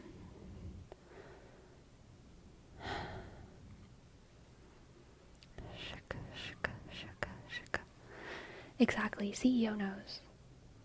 Kierkegaard does not exist to me anymore. Click, click.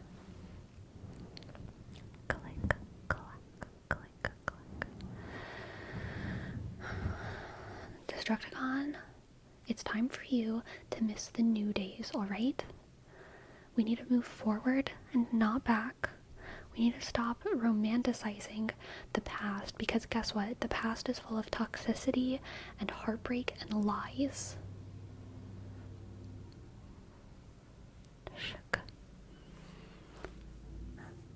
Don't talk about fears and trembles, demonic Mew Mew. I'm not afraid, and I'm not trembling. I'm brave and stalwart. That's what my book is. Brave and stalwart. Okay? Shook, shook, shook, shook, shook, shook, shook. Cleric? Kierkegaard, I don't think anyone should be with him, because he's not good. He's not good. No one should be with him. He should be single forever.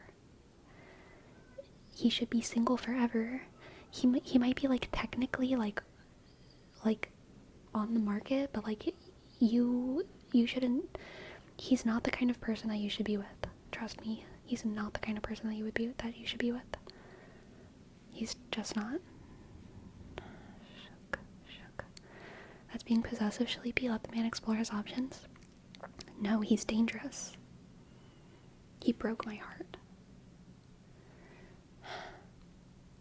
And he's so mean. And no one should be with him because he's toxic. He needs to go to therapy. Like, maybe after, like, 10 years of therapy, like, maybe he'll be ready for a relationship. Maybe. But, like, honestly, I'm not even sure.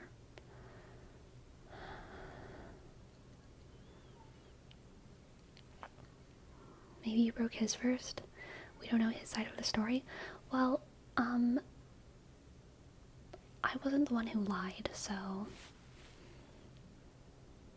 take it how you will, okay? Take it how you will. One of us was a liar, and one of us was a truth teller. One of us was loyal, and the other one wasn't. What if you were lying, though? Why would I waste my time lying about a washed-up philosopher that no one cares about? Like, what do I have to gain from that? Anyway, I don't want to talk about Kierkegaard. I'm just so done. I'm so done with, like, all of my streams being about Kierkegaard. Because if no one cares about them, then who will? Exactly. No one should care about them. No one should care about him. They're in every stream title, Sleepy. No. They're like not even in today's stream title. They're like not even here. I don't know what you're talking about.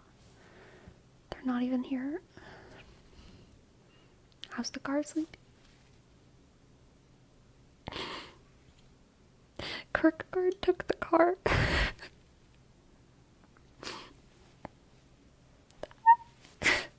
I didn't want to talk about it.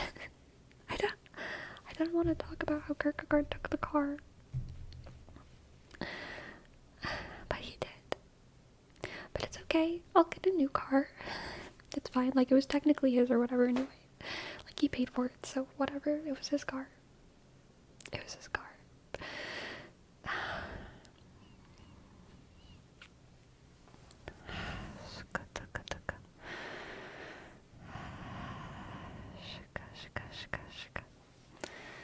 It's okay. I'll get over it. You know what? We grow stronger from these kinds of things. I'm on a journey, and like one day I'm gonna end up with someone who Kierkegaard like could never even dream of being. Okay? I'm gonna be with the kind of philosopher who knows the purpose of life. I'm gonna be with the kind of philosopher who treats me like I'm a part of a divine incarnation of humanity, and not like I'm just like some wandering consciousness, okay? I'm gonna find a philosopher who understands that life is so much more than arguing and debating and playing little word games and making puns and calling it philosophy. I'm so done with philosophers making puns and thinking they're philosophers. I can't believe I ever thought Kierkegaard was smart. Like, it's almost embarrassing, but like, I've grown up so much, and I didn't grow up because of Kierkegaard. I grew up in spite of him. Somehow, even with that dumb, punny philosopher in my life, I managed to learn how much bigger the world was than he ever thought it could be. Somehow. Exactly isolated. The kind of philosopher with no connection to Scandinavia. Shuka, shuka, shuka, shuka, shuka, shuka, shuka, shuka. Kierkegaard should be cancelled, Claire. Honestly.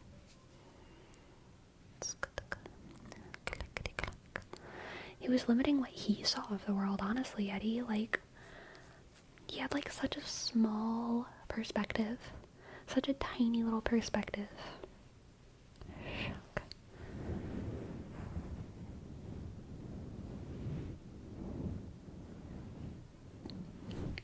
Chat is more loyal than him. You're right. Y'all are all smarter than Kierkegaard, honestly. Y'all are all smarter than Kierkegaard.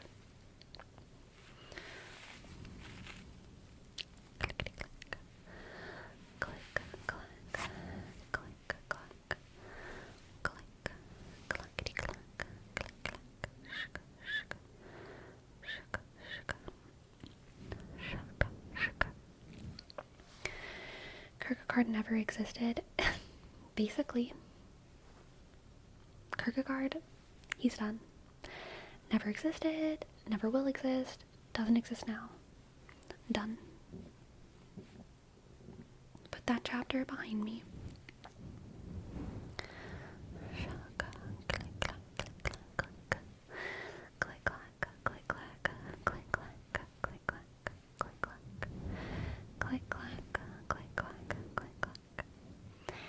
And for no palm trees, bubbles, bubbles, bubbles, bubbles, bubbles, bubbles. Do you feel better now, Sleepy?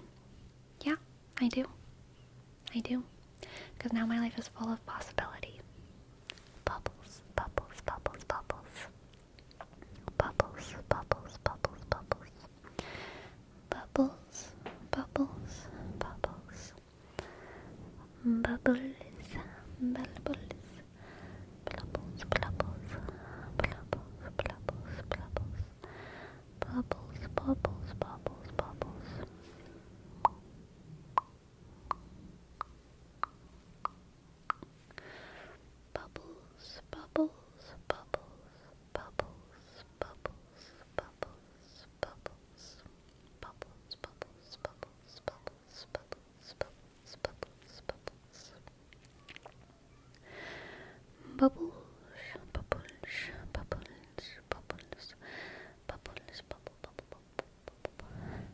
bubble, bubble, toil and trouble, fire, burn, and cauldron, bubble, rumble, subtle.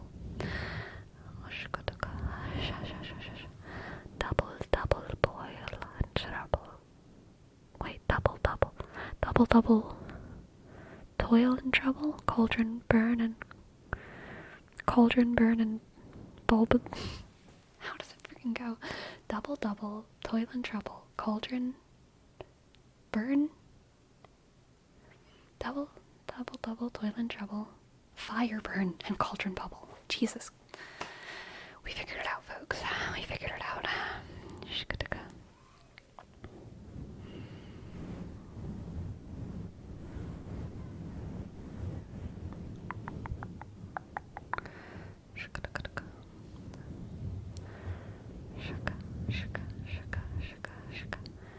Fire, burn, and cauldron. Fire, bubble, and cauldron burn. Oh god. This is like that Eddie Izzard bit where he's talking about Neil Armstrong. Wait, not Neil Armstrong. No, yes, Neil Armstrong. Which one's Neil Armstrong was on the moon, right? And Lance Armstrong was the bicyclist. Which one was which? Neil Armstrong was on the moon. And he's like rehearsing his first steps. He's like, one small man and one large. Oh no, that's not it.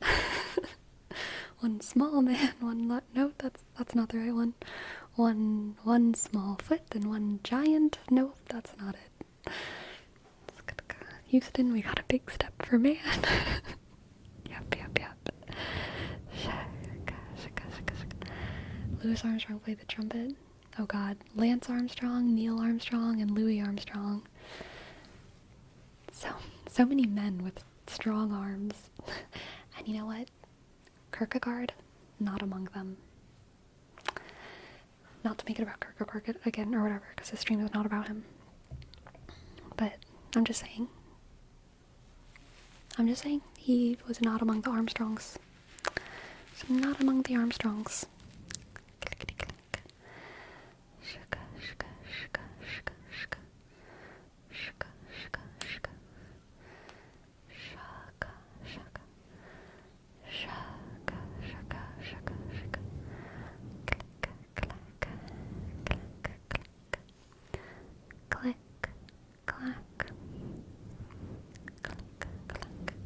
I heard that he actually got the quote wrong. He was told to say something else but made a mistake. Interesting. I don't know who Stretch Armstrong is. I have no idea. Never even heard of it.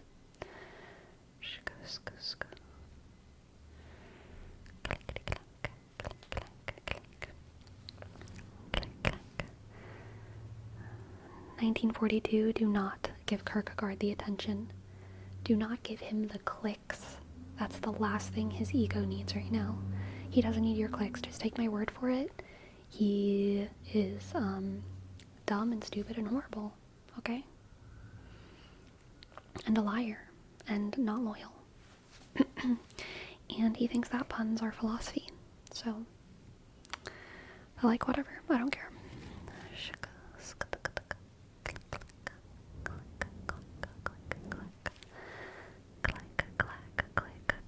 So true, not Spooderman. So true. Clickety clack.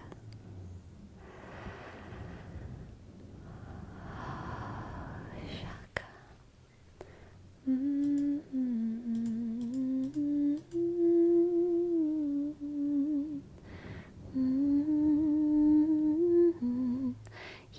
He does. And like Destructicon, he did that publicly. Can you even imagine what he did behind the scenes? Like, I don't even want to talk about it. He gaslit entire towns in newspapers. And that was his good side. Okay? Like, I don't want to like talk about all of this personal stuff that happened between Kierkegaard and I. But like, that was what he showed the world. Can you even imagine? Can you even imagine what kinds of stuff he did behind closed doors? Can you even imagine?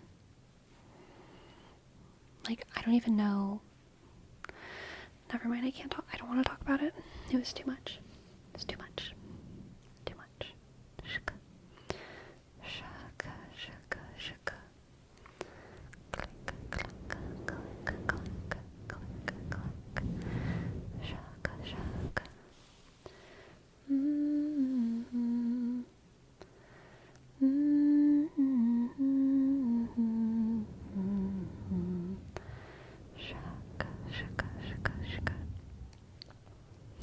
Boudica. Destructicon who? Look, there's a new mayor in town, and his name is Pete Buttigieg, alright? Drop Boudica, move on to Buttigieg. That's all I'm saying. There's a better boot. There's a better boot out there, and it's Pete Buttigieg. Pete Jeb Bush. Jeb. How can we forget? Jeb. Jeb.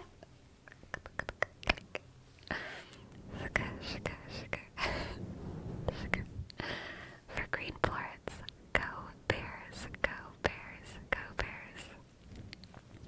Go Bears, go Bears, go Bears.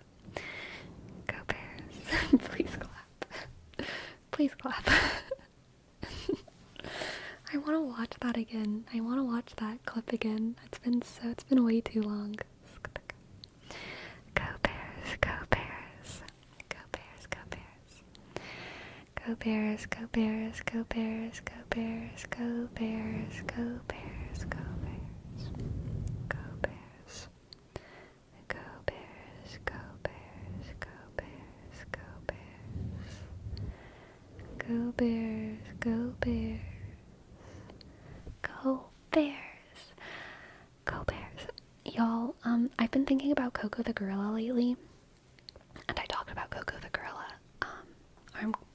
I did, and I will in the next members only video that I already recorded, so I'm not gonna rehash all that, but something that I don't talk about in that video, because I was talking about a different thing, is unrelated, but it's unrelated to the topic of that video, but it has to do with Coco the gorilla, and also has to do with cringe quotes about humanity.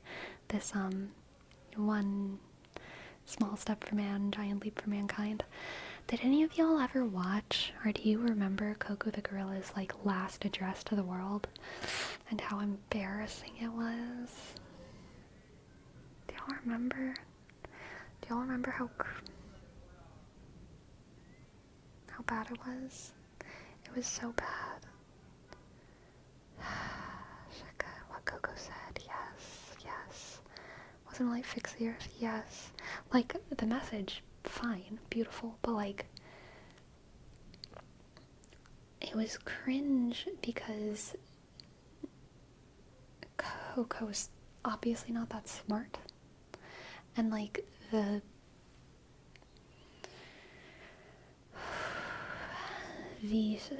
execution, yes, the execution, because Coco doesn't know what she's saying, exactly, and like, the idea that scientists, researchers, handlers, whatever, thought that it would be a good idea for Coco to get this message out, and that by Coco getting this message out, it would be listened to, is such a delusion. It was so embarrassing. Coco's last address was just so embarrassing for everyone, because almost everyone could look at what Coco was saying and be like, yes, true, based. But like, oh gosh, the idea that a gorilla would say it, the idea that the gorilla understands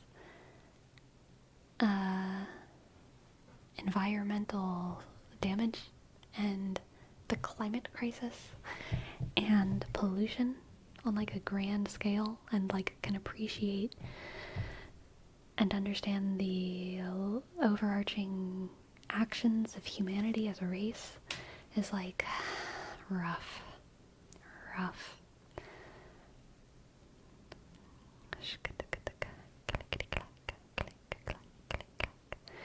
She's being a puppet for a cause to fix the earth, yes, while using a domesticated monkey to say it, yes, and not seeing the irony, yes. Ooh, Brandy, so succinct. I'm gonna read it again.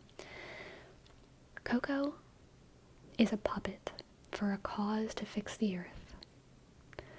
And, the caretaker, was the puppeteer. And the caretaker was using a domesticated monkey to say it and not see the irony. She's an ape, true. She's an ape. ape, but there's a lot of controversies around the caretaker and the handlers of Coco. And gosh, it just makes me so sad. The whole situation makes me so sad. Like, I feel like we should just let gorillas be gorillas. Really, you know? I don't like zoos. I'm like low-key like against zoos. Pro conservation, pro reservations, animal reservations, but like zoos for entertainment, probably not.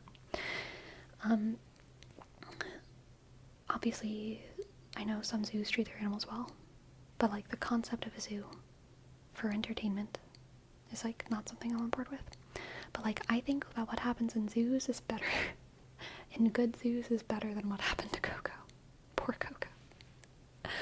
Snow Papa, thank you. Thank you for gifting us up.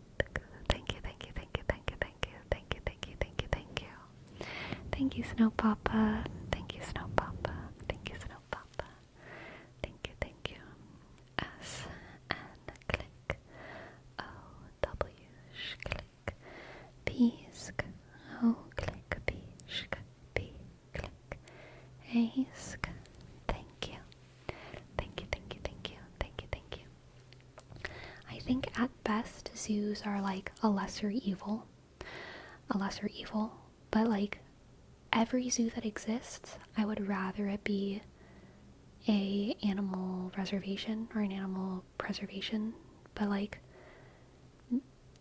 the fact that in order to be self-sustaining, some of them have to be zoos, I understand it. We live in a world where we must do things. I understand it. I'm not advocating for the abolition of all zoos right now, in this present moment. But I do think that every zoo that exists, I would rather it not be a zoo in an ideal world. You know what I mean? It's like, there's other things like that. Like, I don't know. I'd rather every governmental body on earth have to wear wigs like Parliament, but that doesn't mean I want to abolish every government that doesn't. Because I understand they're doing good things. They're still important for their countries, but I would rather them wear wigs like Parliament. But I know we just can't all do that.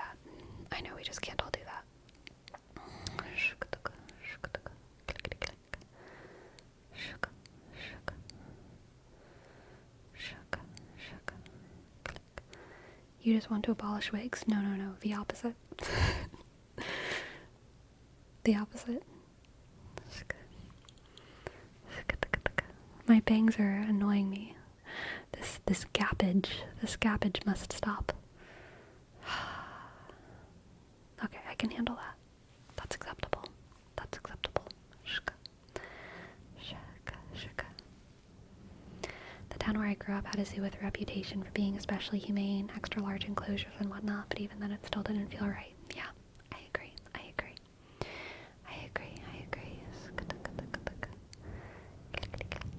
Jose, thank you for gifting us up. Thank you, Jose. J, click. L, S, E, sh, click. A, sk, and click. 1, 1, 7. Thank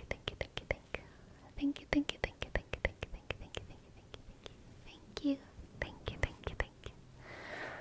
Shuck. Want to see nature? Go to a national park. I agree. Also, like, I think the idea that we should all just have access to seeing animals in real life is just, like, false. Like, I don't think seeing all the animals is something we're all entitled to as humans. Like, I don't even think it, like, animals are just, like, people in Europe for hundreds and hundreds of years have known that, like, elephants exist. And it wasn't until pretty recently that people in Germany expected to, like, oh yes, my child should see an elephant and go to the zoo. That's something that children do.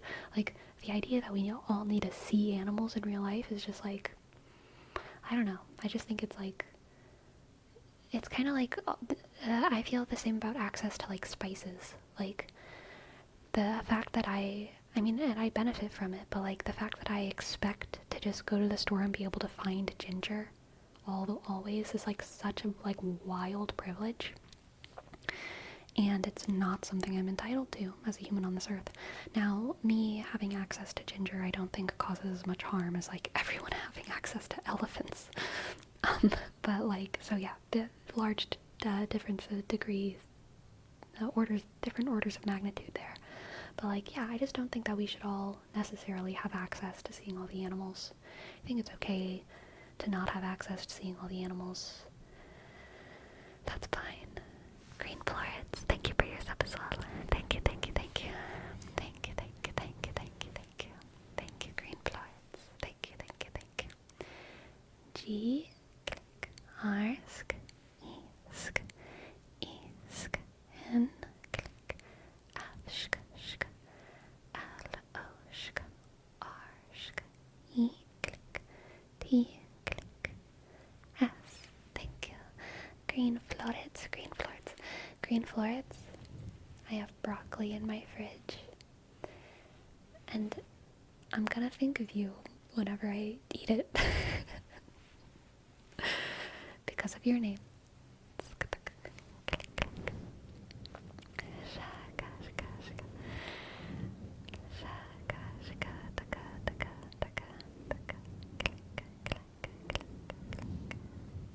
The safari mentality, for sure, for sure.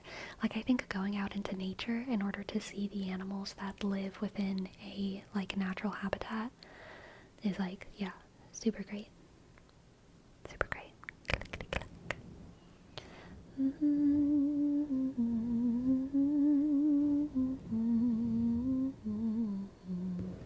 The fact that we should be okay that we may never see a polar bear should apply to a lot more non-domesticated animals. Yeah, for sure, for sure, for sure. Snow Papa, thank you so much for your tip. Yes, I would love to give you. Tarot reading. I want to say I do agree with. Someone said something that I agreed with, but I want to make sure that I say it right. Branty, again, based Branty. Rehabbing injured or overly domesticated animals is the only version of anything close to a zoo I can accept. Yes. Animal sanctuaries. I'm also super happy with that. Super happy with animal sanctuaries. Because, like, having places where kids can, like, enjoy being with animals as, like, a community center, I think is totally fine. I love that for kids. And there's plenty of animals that could also benefit from that, you know, without us, like, breeding them into existence or stealing them away from their habitat. There's plenty of animals that just, like, can't be in the wild, and I don't think we should breed more of them. And I also don't think we should steal them.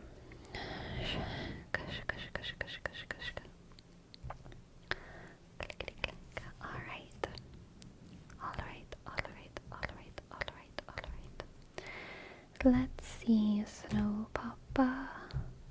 What do the cards have for Snow Papa? Snow Papa, Snow Papa, Snow Papa, Snow Papa. Shuka, shuka, shuka, shuka, shuka, shuka, Snow Papa. The Two of Cups, the Two of Cups, the Two of Cups, the Two of Cups. The Knight of Wands. Okay, Snow Papa. Okay, this is looking a little cute so far. It's kind of giving me a young love vibe so far. Ooh, and the Page of Swords. Interesting. Okay, so this is either like young love, but it might not be romantic love. It could easily be like collaboration, like best friend love, platonic love, or like work-oriented love. But either way, it's chemistry. All right, Snow Papa? I feel like you are about to have some chemistry with someone. There's a young, passionate, fiery person, and then there's like an intellectual, like witty, go-getter. I'm trying to think of a duo who has this energy. This is kind of like a Fred and George situation, alike but different.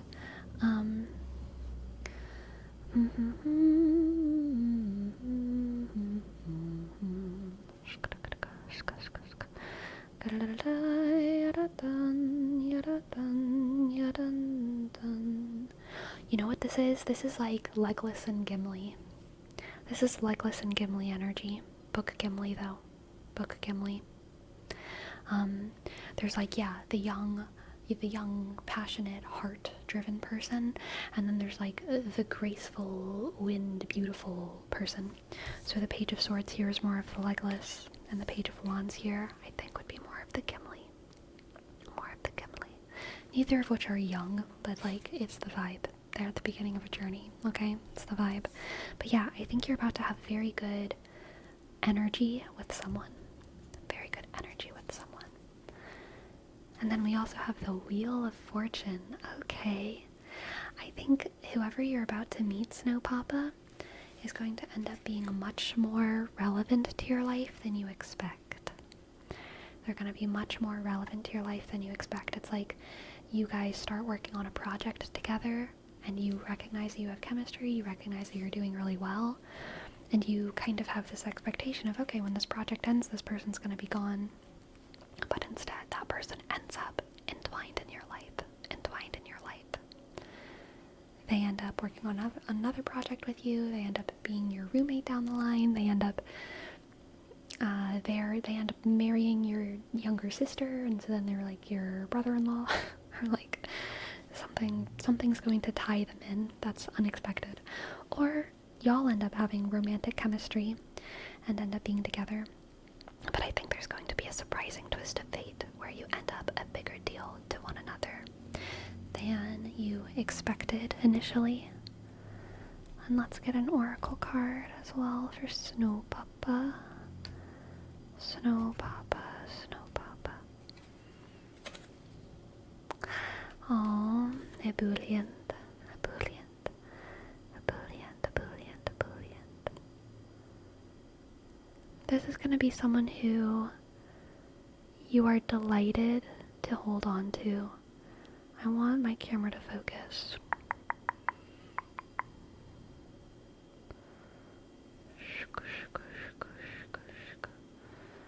Focus, camera, focus.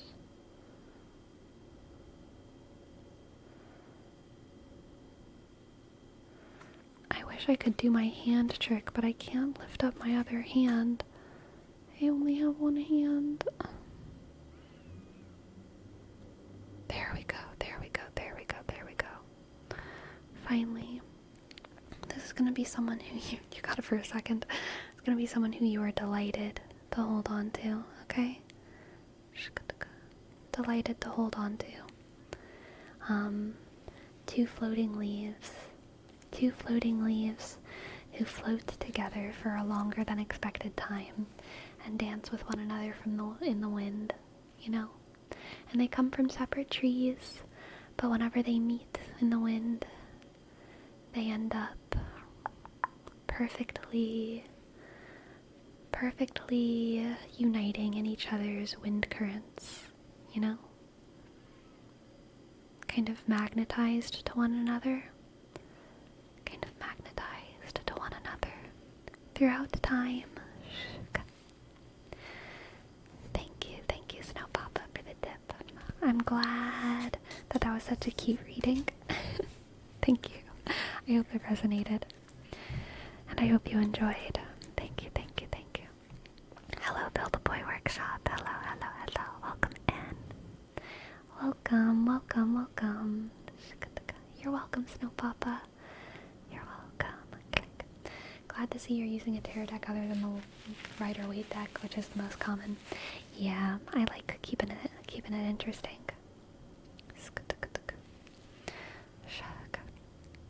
Sleepy, what if instead of a zoo, people would go to museums and see desiccated animals, like taxidermy? I'm okay with that. Would you be okay with that? Obviously, that the museums wouldn't be like hunted in order to put the museums, but like the ones that died are old age or natural causes. Yes, I am not morally against taxidermy. I'm against hunting the animals in order to do taxidermy, like specifically, but yeah, like if an animal dies and you want to make a little thing of it, I'm fine with that. Exactly, Destructicon knows. The only problem would be museums purposefully hunting animals to make their museums more interesting.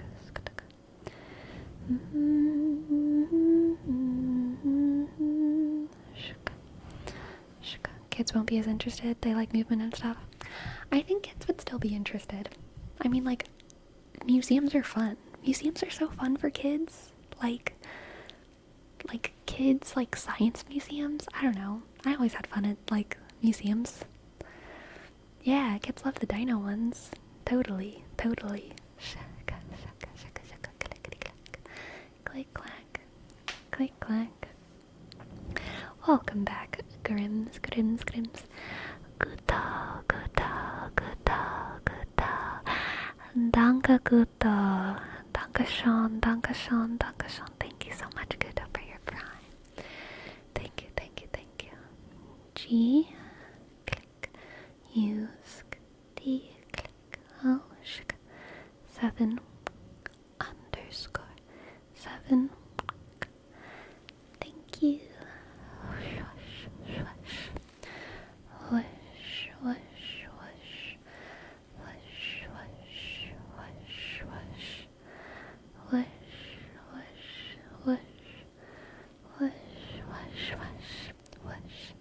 Farewell, isolated matrix. Farewell. Y'all, I am almost never cold anymore because the inflammation on my arm is pretty constant, and so it's just like I have a little heater. It's like I have a little heater heating up the core of my body, like, all the time. A lot of times when I sleep, I just sleep with the window open because I get so hot in my bed under the sheets because the inflammation is so much, and I've never been like a hot sleeper before. But I'm all of a sudden a hot sleeper because my arm is so hot. Damn, can you still tie your shoes? So actually today I've seen a lot of improvement. I am able to do a lot of things today that I wasn't able to do yesterday. I haven't tried tying shoes. My guess is probably no, because that requires quite a bit of, like, pulling, which I still struggle with a little bit, and, like, moving certain wrist movements. But I was able to type today pretty comfortably. I have to move my desk, like, I have a desk that goes up and down, and so I have to put it really low, because, like, lifting my arm, like obviously I'm not usually typing with my arm lifted up, but I have to, like, kind of keep my arm very, very low, like I'm, like, kind of at, like, right under my ribs, like, lower than I would normally want my desk to be, and I can type because I don't have to lift this arm, which is nice, and it doesn't hurt. It feels a little bit tense, but it doesn't hurt, like, it feels tight, but I can do it. So I'm hoping that tomorrow I can play video games. Because if I can type today, then maybe tomorrow I can play video games. But also maybe not, we'll see. And I am getting a little bit of strength back. Like, I have a pot that I usually make my oatmeal in, and the pot doesn't have a long handle. It has, like, 2 handles on the side, like 2 little grabbers. And I haven't been able to, like, I haven't had the strength lately to lift it up with both hands. I just have to kind of lift it up with one hand, which is a little bit awkward, and, like, pour it out. because a pot's not really supposed to be handled that way, but I've just been doing it. But today, I could do it with both hands. It was difficult, and it was a little bit painful, but I could do it. And it's still, most of the weight was on the other hand, but like having that tiny little bit of weight wasn't too much. And I could squeeze my shampoo bottle as well without it hurting, which was a very big improvement. And so there's definitely improvements, but it also still is definitely very weak. It's very weak, and it's still very swollen, and it's still just starting to get bruised. Like, a lot of the area underneath the elbow is just starting to turn kind of dark, and a lot of my forearm area, like kind of the top, is like getting really yellow now. This morning when I got out of the shower, I looked at my arm and it was just yellow. It was very, very yellow everywhere. And yeah, still very swollen. Looks like a balloon. It looks very strange next to it looks extra strange from the side, because like this elbow, the elbow from the side, it should look like that. That is what my elbow is what I expect. But seeing it at this angle, like grow into a bulb at the bottom, is very weird. It looks very weird from that angle. From this angle, the arm kind of just looks like weirdly jacked. It looks like I have just a crazy, like, buff arm on one side. But from this angle, you can tell something is very strange and very, very wrong. My arm looks like there's a little creature in there. Exactly, Destructicon. Exactly. Hello, little Sharky. Welcome in, little Sharky, little Sharky. Little Sharky, little Sharky, little Sharky. Little Sharky. Little Sharky. We also have a word wrap from 15 minutes ago. So sorry for making you wait, Holy Lathan, for coconut. Coconut, coconut, coconut. Coconut, coconut, coconut, coconut, coconut, coconut. Coconut, what video games do you play? Well, I want to get back into Frostpunk because I just started playing Frostpunk last week and I had to stop because of my arm. So I want to continue that, and I want to play more Darktide and Minecraft, and what I've been playing with my arm in its condition is Hearthstone, which I am thoroughly enjoying, but I am starting to get tired of only being able to play Hearthstone. What other games do I play? I don't even know. Whoa, I almost fell. Click, click. Coconut, coconut, coconut, coconut, coconut. Have you watched Snowpiercer? Yes, I have. Coconut, coconut. Coconut, coconut. Coconut.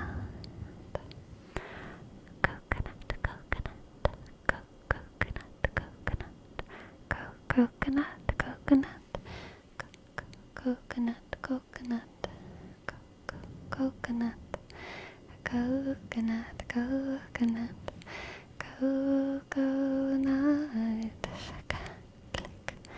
coconut, coconut. What's your occupation?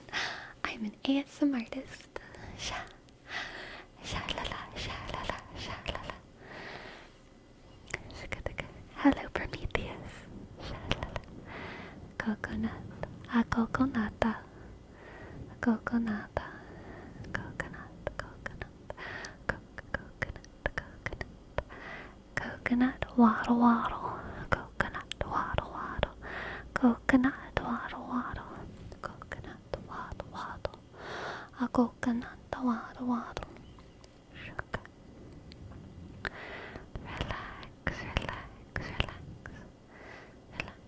I'm doing like a tree pose with my legs right now because my legs wanted some variety, but I might switch legs soon. Does Sleepy believe in coconut oil pulling safer than mouthwash? I have heard that most mouthwashes are pretty bad for you. Um, Coconut oil pulling, or any kind of oil pulling, I think they're beneficial in the short term, but from what I understand, it's not necessarily super beneficial in like the long term. Like you can get pretty crazy like teeth whitening results if you do it for like a week and get that initial like stuff off your teeth, but it's not necessarily, it's kind of just getting stuff off your teeth. Like it's not like doing it's not doing anything super crazy for like long-term health. What is oil pulling? It is putting like a spoonful, I'm switching my tree pose legs right now. It is putting like a spoonful of oil in your mouth and swishing it around, but you have to do it for like 20 minutes. Like it's a long ass time. It's a long frickin' time. And basically the theory is that like most of the plaque and gross stuff on your teeth is oil based. It's like fat. It's fat, which is true. Most of like the gunk on your teeth is like chemically similar. The compound is like fatty or something. And so oil attracts like attracts like. And so the oil gathers all of the slime up in your mouth as you swish it, and then you spit it out. And it's like a health practice that's been practiced for like thousands of years in some parts of the world, kind of like tongue scraping. But it is not popular in a lot of like new parts of the world. Basically no one says that oil pulling is bad for you, but there are some people who say that oil pulling is super effective, and there's some people that say oil pulling isn't effective. I used to do it when I was younger, and I will say it gets stuff off your teeth, but I don't think it does anything other than that. Like it's another way to like get stuff off your teeth. Wouldn't your mouth feel all oily after that? So while you do it, you naturally salivate a ton, and so honestly, after you spit it out, no, your mouth does not feel oily because all the oil sticks together in a big oil blob in your mouth. And you spit it out, your mouth feels like dry. Like, probably rinse out your mouth with water after, but like, no, your mouth doesn't feel oily. It all comes out pretty easy. Coconut. Is it any coconut oil or a specific one? It can be any oil at all. Most people use coconut oil because it tastes the best, but any oil at all will do the exact same thing. Any oil. So you can do it with olive oil, sesame oil, toasted sesame oil, canola oil, whatever you want. But some oils taste better than others, and coconut oil is like kind of probably like the best tasting oil. Shag. I wouldn't want to use cooking oil though. Yeah, most people wouldn't.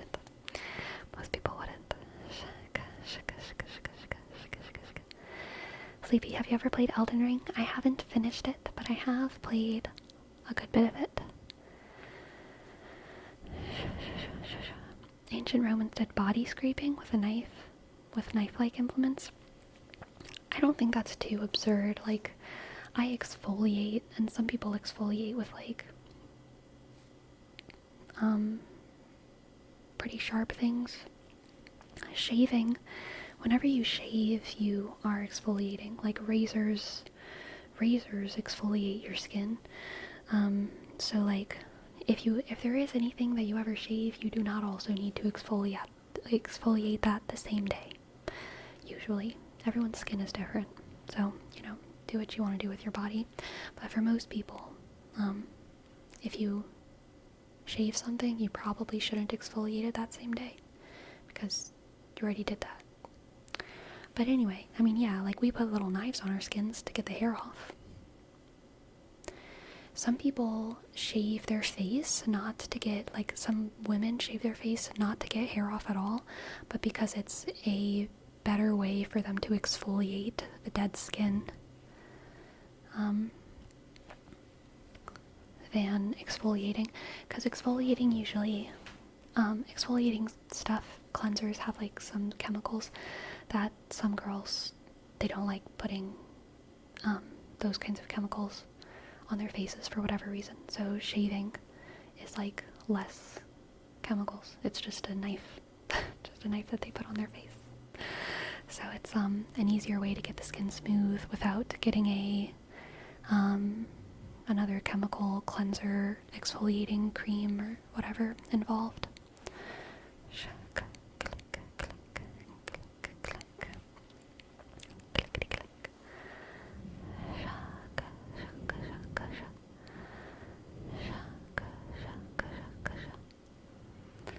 I just saw one of your shorts featured on a video by TBASMR. A long time ago, I did have a short that TB reacted to. That is true. That is true. Oh, one of my brushes with a god, noticed. I was noticed. And honestly, it was thanks to Set of Words. I don't know if Set of Words is in the chat right now, but Set of Words added GB in the chat, or not in the chat, in the TikTok to prompt GB to react to it. Never would have happened without them, so it was nice. It was a nice brush with a goddess. Clickety click, clickety click. Shaka, shaka, shaka, shaka, shaka, shaka, shaka. How did you react when you saw yourself in a reaction video? I mean, I was surprised, I was excited. What else do you feel? What else do you feel? Just surprised and excited. GB gave the best compliment. Yeah, I honestly don't remember exactly what she said. I don't remember exactly what she said. I should probably rewatch it. Shaka, shaka, shaka, shaka. Clickety click.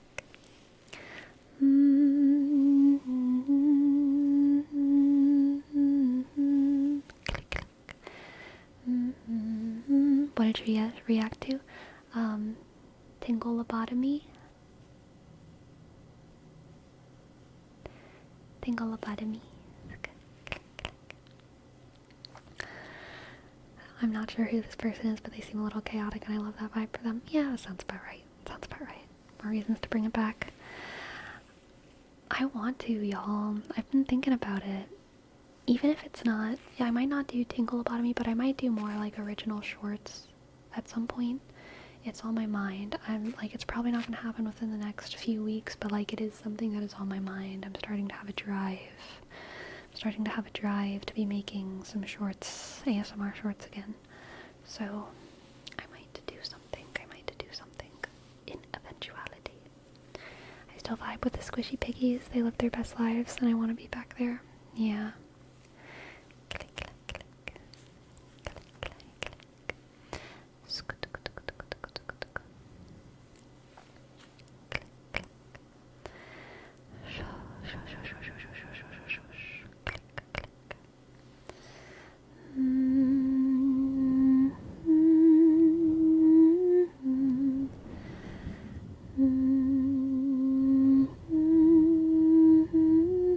She liked the whispering. She was weirded out by the lobotomy part. That's fair. I guess that's fair.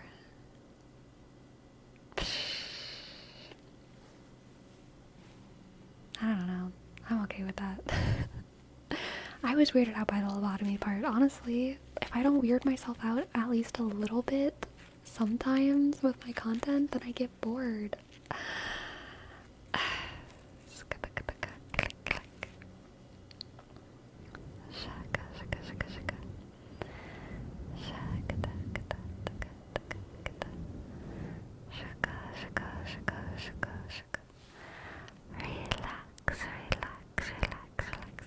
Please don't give me a lobotomy. Direct quote. Yeah, that's also fair.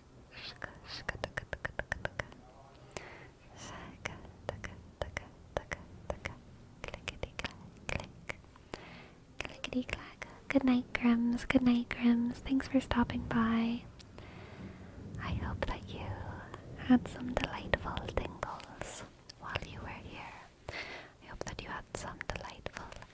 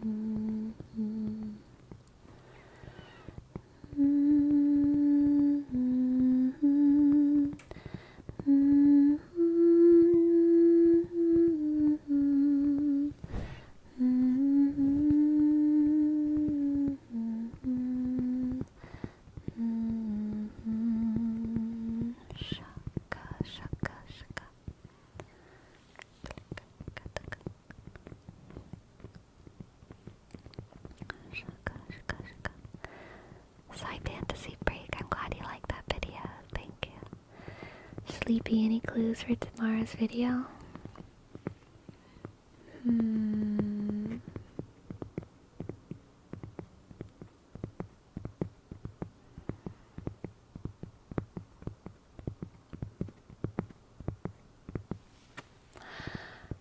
No. No clues. Clickety click. Clickety click.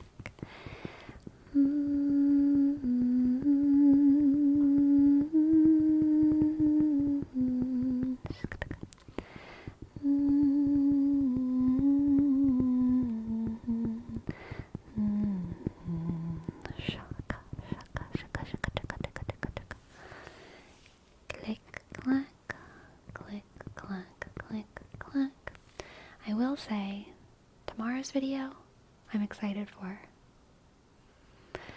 But I think I'm more excited for Monday's video. Tomorrow's video, though, I am still excited for.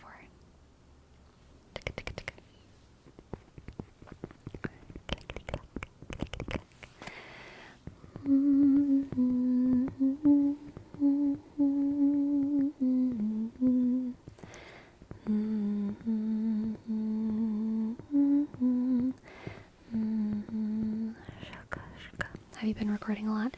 Today was a big recording day. I did a lot of work today. I've really been working since I got up, aside from things that aren't work. But I was productive all day. Like, other than working, all I've done is showered and eaten. I didn't do anything else. But that was good. I was happy. I was having a good day.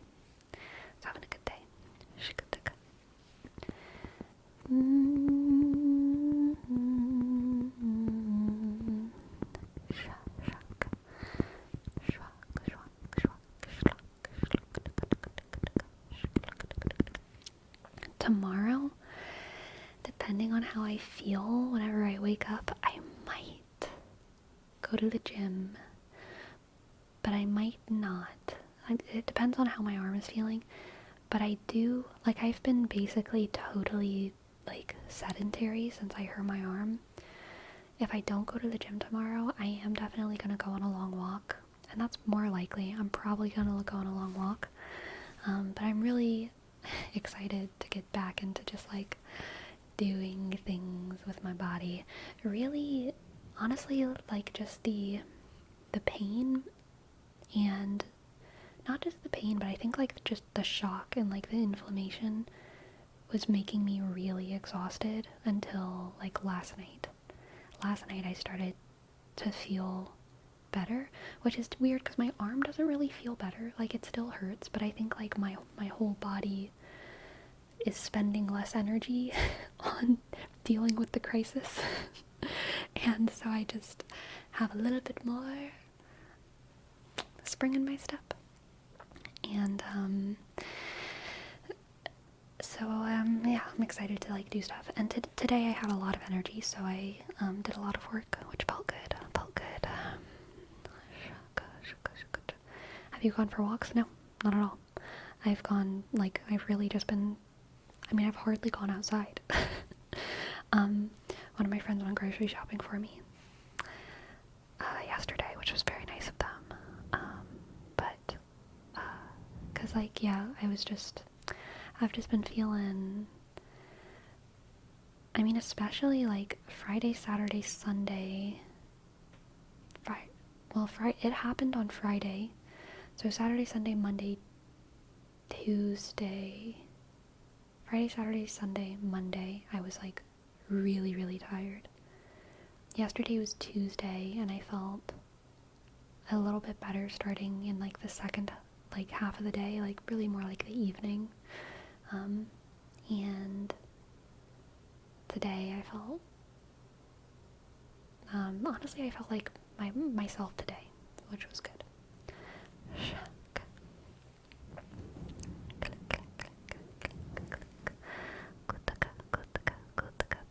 Did they get an adequate amount of apples?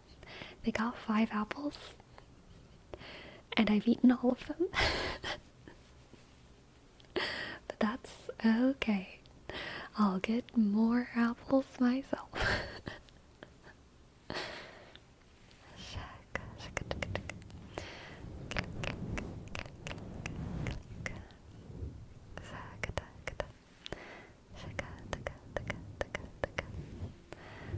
They were so good though, y'all. Those are the best apples of my life. They were so good. There was, I believe they're called sugar bee apples. Sugar bee apples and pink ladies. 3 sugar bee apples, 2 pink lady apples. So good. Delicious.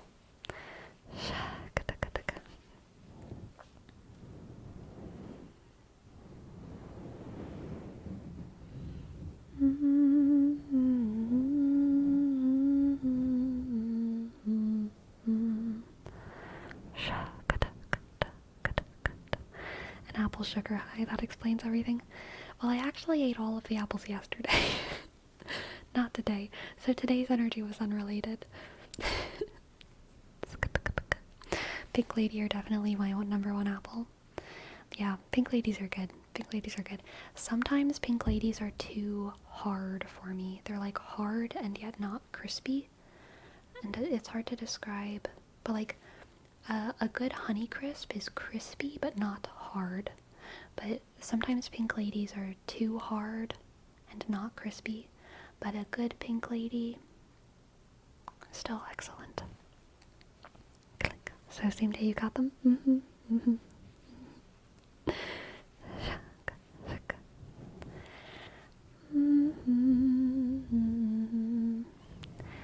Click, click, click, click, clack, clack, clack, clack, clack.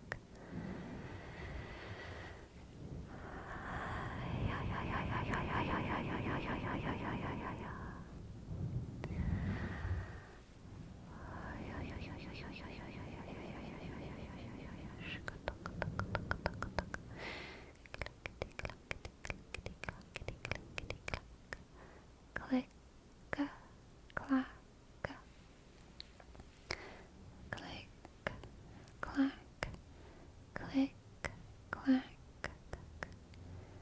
click, clack, click, clack, click, clack, click, click, clack, shukataka, shukataka, shukataka.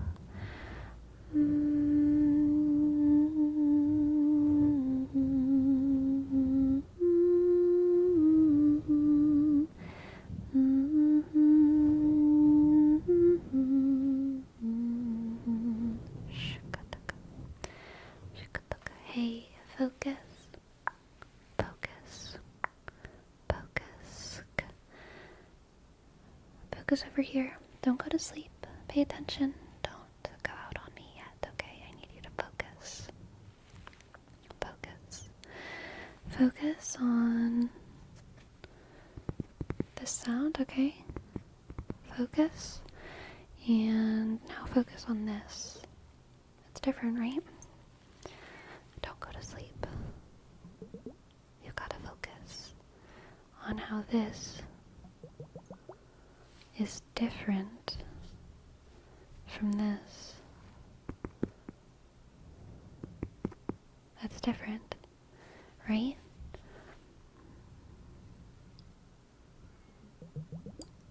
It's different.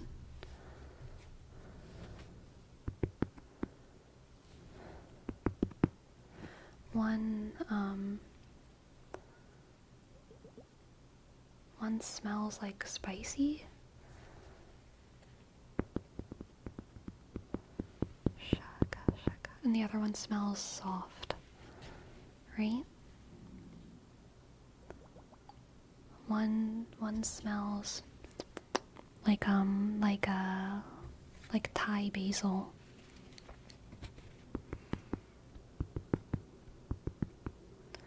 And the other one feels like soft, like how it feels to wear sandals when you're walking on a cloud. You know what I mean? Like if you were wearing sandals on a cloud. If you were to like smell Thai basil.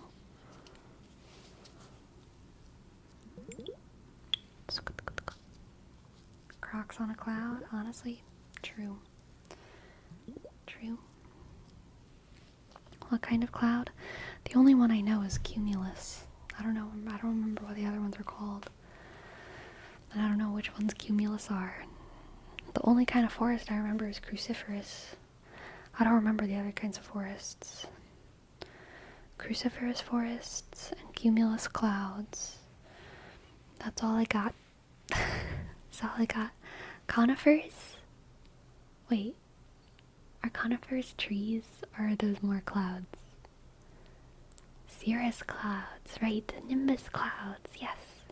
Conifers are trees, right? Conifers are like a type of forest. Anvil clouds? Is that real? Or are you making that one up? That one doesn't sound familiar to me. Okay, that is a tree. Conifers are trees. So are there like... But like cruciferous isn't like a tree species, it's like a type of forest. What are the different types of forests? There's like a cruciferous forest, and there's like a another kind of forest. Cruciferous are the one they made Jesus' cross from. Deciduous, yes, octospace. You know, you're the smart one. Deciduous. I don't know what deciduous forests look like, though. I want to say if you're flying in a plane, cruciferous forests look like broccoli, and deciduous forests look like Christmas. But I don't know. I'm just making that up, really. I'm just making that up.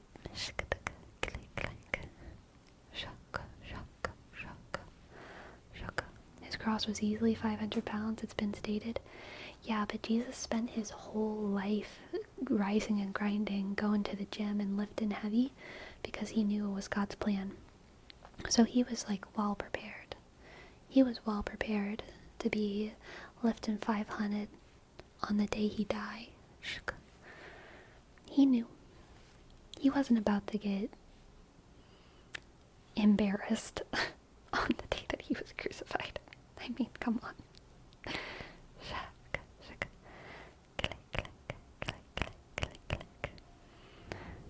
Have you seen how much of a Chad Jesus was in The Chosen? He was 7 feet, Chad. He could squat that easy. True.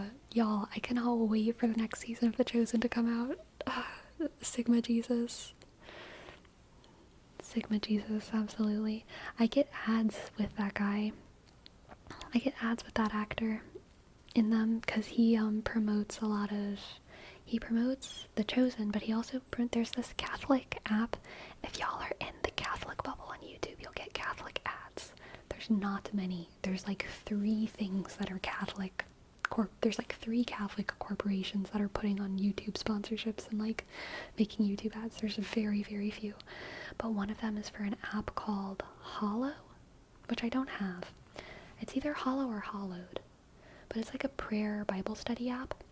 But yes, the mindful meditation one, yeah. It has everything. It has like sleep meditations and Bible readings and like, I think you can watch mass on it, but maybe not. Maybe I'm making that up. I don't know. But it has like all kinds of stuff on it, apparently. And so that guy that plays Jesus in The Chosen, there's multiple commercials that he does, ads that he does for that app that I get a lot when I'm scrolling or when I'm watching YouTube videos. Jesus is always on my feed, and it's so weird, y'all. It's so weird. I mean, like, it makes sense that, the 2 streams ago we talked about the Christian mind map. This is so evangelical. It is laughably on the nose. Let's make a show about Jesus' life. Christian show about Jesus' life.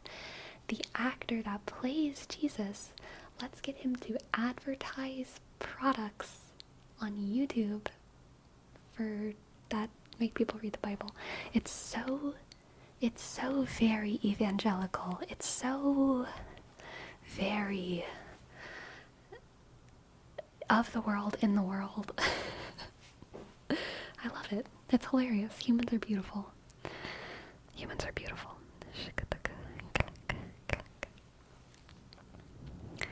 What are your thoughts on Ramadan? Could you do it? I think Ramadan is very based and very cool. Could I do it? I think anyone could do it. Not to say that it's easy, but like, I think, and I mean, of course there are exceptions. People do have medical exceptions, but like, you know, if you believe in it, if you believe in the purpose behind your actions, then yeah, totally.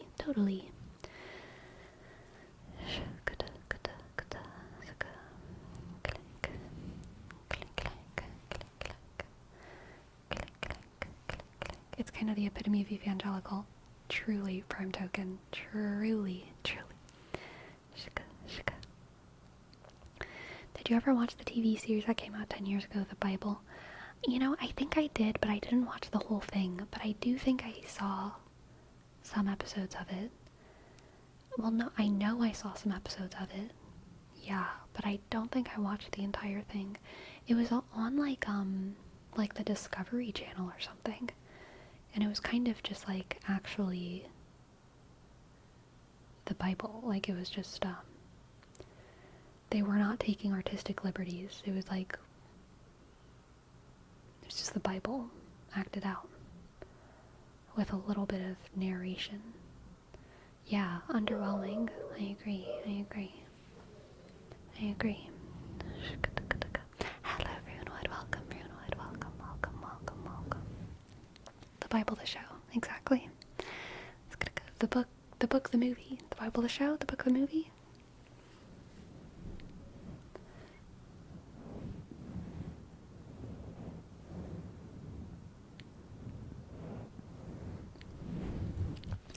What is the age at which people start practicing Ramadan? In Catholic tradition, most things start when you're the age of reason, which is 7. 7 is considered to be the age of reason. So that's when you like start. We have like fasting days and abstinence days from like specific food groups, and most of that stuff starts at 7 years old. So for Ramadan and other things, what age do other things start in the Islamic tradition? When do you start telling the children not to eat? Practices. Thank you. Don't know. Gotcha. You not ending? I'm ending in about 30, a little bit over 30 minutes. 30 minutes. Discovery Channel stopped showing alien shows, or is it National Geographic that does? Oh, I have no idea. They're all the same. They're all the same at this point, right? I haven't watched a real TV in so long. I don't know what the channels are doing. What's on Disney Channel, y'all? What's on TLC? What's on Animal Planet these days? I think it's National Geographic. I remember the memes of the aliens guy. Yes, that guy was National Geographic. I do remember that. Aliens. I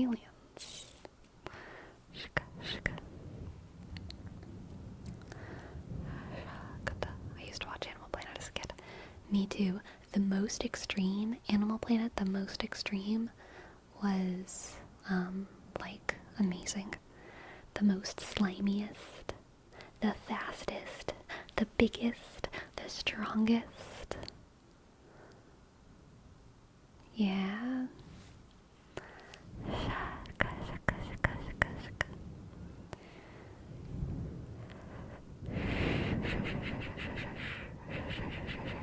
You know what else?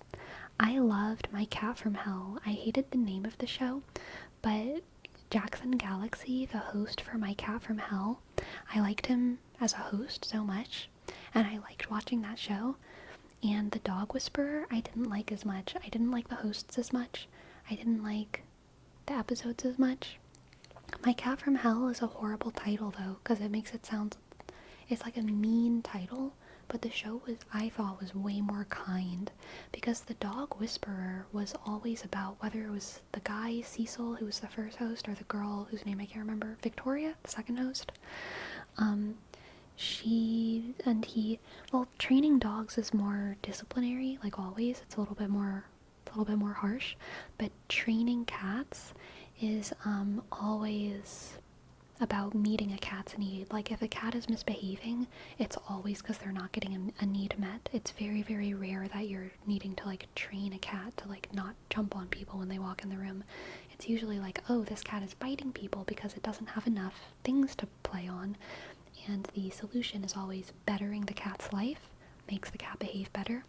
And so because of that, the whole show was, like, just way more kind-hearted, because the dog whisperer, always about discipline and punishments and rewards, and My Cat from Hell was always like different ways to make your cat happier so that they're not biting people or scratching up the couch or eating too much or hurting the other cat.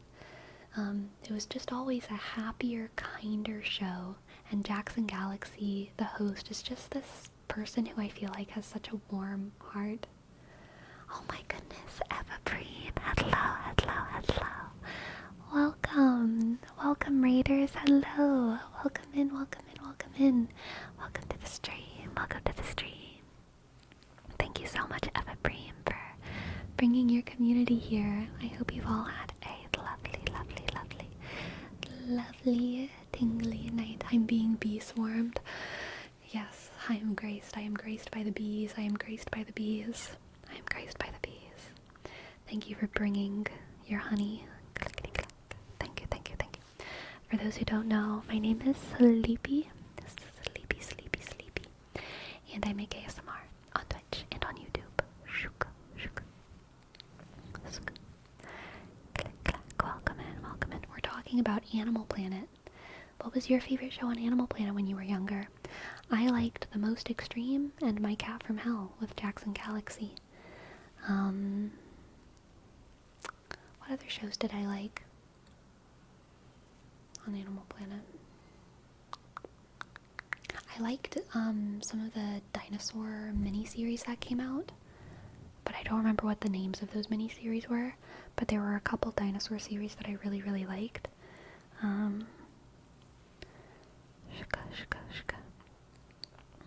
The newest ones with Netflix? No, not new. Old.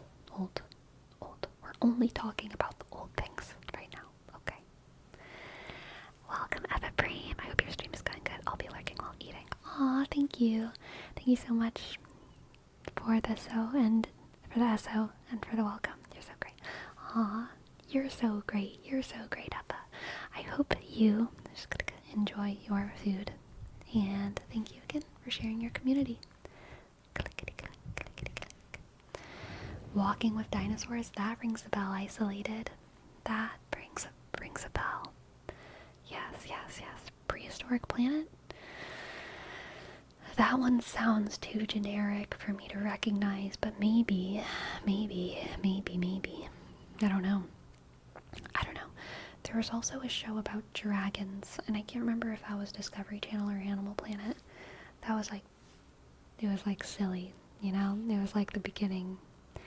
It was the beginning of the time when everything started being a little bit silly. But it was about dinosaurs and dragons. Dragon Fantasy Made Real. Yes, that was it. I actually owned that miniseries on DVD. Or I don't think I owned the whole series, but I owned like a couple episodes. I owned it on DVD and I watched it like many times. I loved that. I still remember like what the DVD like looks like in my head. You owned it? I always saved the date to watch the reruns. Nice. I linked it on Discord a few months ago. The full thing is on YouTube. Nice.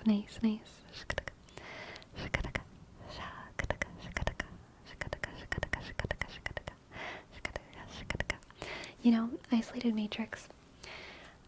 We've talked a couple times about how... Hello, JP McClendon. Welcome back. I've talked a couple times about how, like, I'm very accent blind when it comes to Australian accents. I don't know what is wrong with my ears. I cannot hear Australian accents. I cannot hear Australian accents. They just sound British to me. After I know someone's Australian and I hear them talk, then I can hear it. But, like, I can never tell someone is Australian until I know they're Australian. And, so the other day I was watching a YouTube channel where there was like this blonde girl wearing like a tube top and like short shorts, and she was talking about it was more Christian YouTube drama. She was talking about all of the stuff that I was talking about the other day with Beth and Dave and Paul and Morgan. And because of the way she looked, I clocked her as Australian. Turns out she's British. She's British, but she's just like cool. So she's like,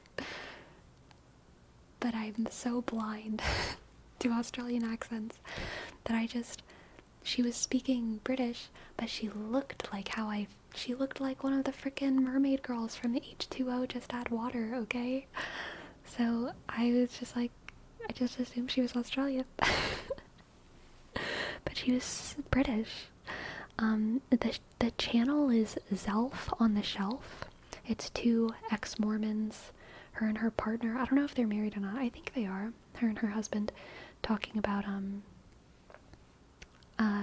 usually Christian issues. Usually they're talking about Mormonism because they're ex-Mormons, but they talk about larger Christian issues as well. And yeah, I just like totally clocked her as Australian. Even though she's very British.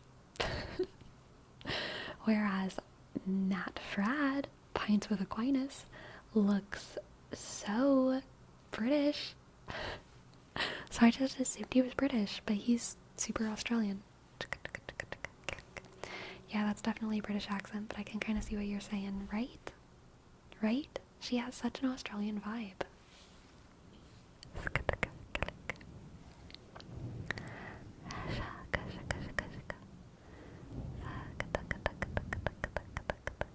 And then you have the Kiwis. The poor Kiwis. I don't deserve to be any of their friends. Like, theoretically, I'm always on their side because I love a good underdog. But like, I will fail them every time. I'm not even gonna call them Australian. I'm gonna call them British. Even worse, probably. Is there an accent difference between Kiwis and Australians? Yes, and they're very, they're very like, they feel a certain way about it. They're like, of course we have a different accent, right? But like, I'm deaf to it. Lurpy, thank you for your sub, Lurpy. Thank you for your sub, Lurpy. L-E-S-H-K, R-S-K, P-S-K, Y-K, Lurpy, underscore. Thank you so much for your sub. Thank you.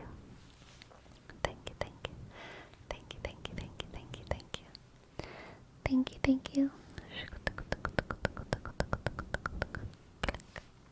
Alright, and Sinjobe. I'd love to give you a reading. Let's see. Another famous YouTuber is Friendly Jordies. I don't know who they are, so I cannot tell you. What they sound like to me. Alright, Sinjobe. For you, we have the Fool. The Fool.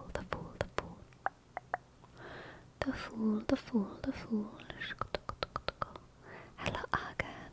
And hello, Nitrix. Come on, camera. Focus for me. There we go. Sinjobe.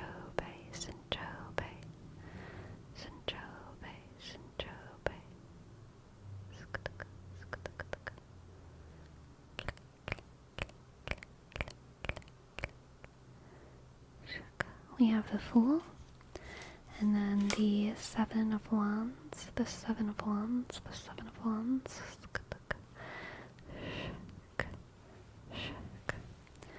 The Fool, the Seven of Wands, and the Sun. Ooh, this is a great reading, Sinchobe. Sinchobe, this is like you're gonna stumble your way into victory moment. Ooh, this is like Frodo vibes, okay? This is like Frodo vibes. Or maybe even like Samwise Gamgee vibes. But like I think you're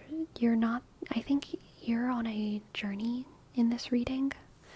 In the next week or so, in the next chunk of your life, you're on this journey of purity and quaintness and the little things and just enjoying the kind of mundane things of life. And you're going to stumble your way into victory and achievement and a celebratory moment. You're going to stumble your way surprisingly, not stumble as in like struggling, but like you're going to be focusing on just doing all of the little things in your life correctly, and all of a sudden you're gonna wake up and like realize that life is wonderful. And it's not because you went on a vacation, it's not because you refreshed your whole wardrobe, it's not because you cut someone out of your life or added someone back into your life. You're just going to be getting into the flow. You're going to be getting into the flow of all of the lovely little things of life. And you're going to realize that like you've won. You've done so well. Sinchobe. Let's get 2 more cards. We have the Four of Pentacles and the Seven of Cups. The Four of Pentacles and the Seven of Cups. The Seven of Cups. The Seven of Cups. The Seven of Cups.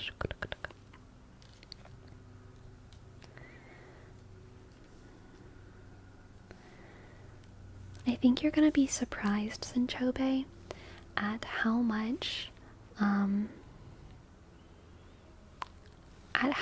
you can achieve while still having very deep energy reserves.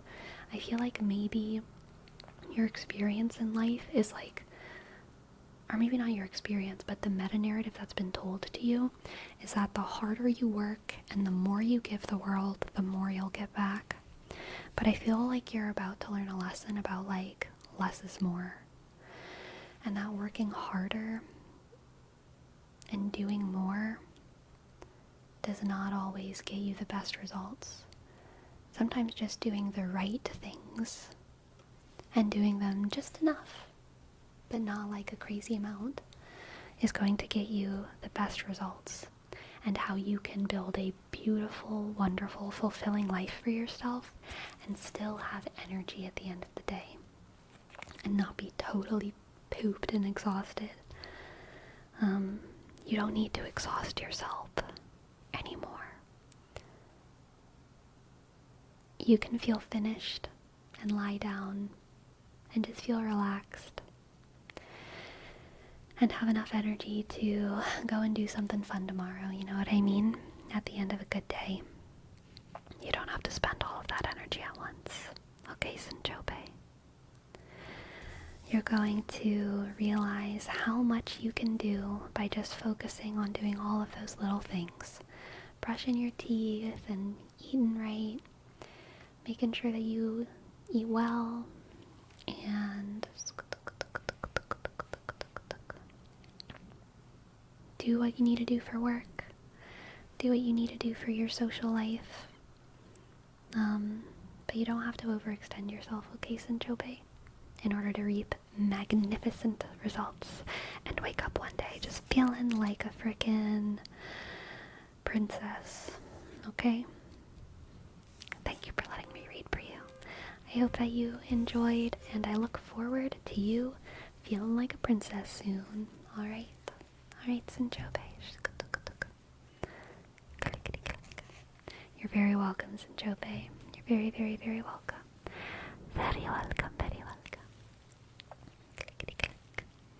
Soda planta, soda planta, soda planta. Here's your name, Trace. S-O-D click. A click. P click. L-A-sh-k. N-sk. T click. A click. Soda planta. Soda planta. Soda planta. Soda planta. Soda planta. Soda planta. Soda planta. Soda planta. This would be a tiara, tiara, tiara. Skotaka shaka.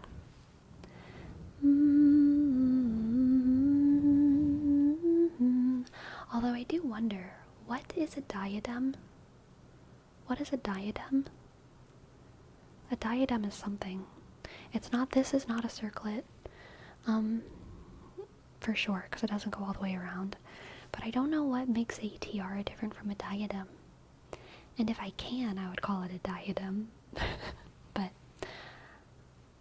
I don't know if I'm allowed, because I don't know what a diadem is.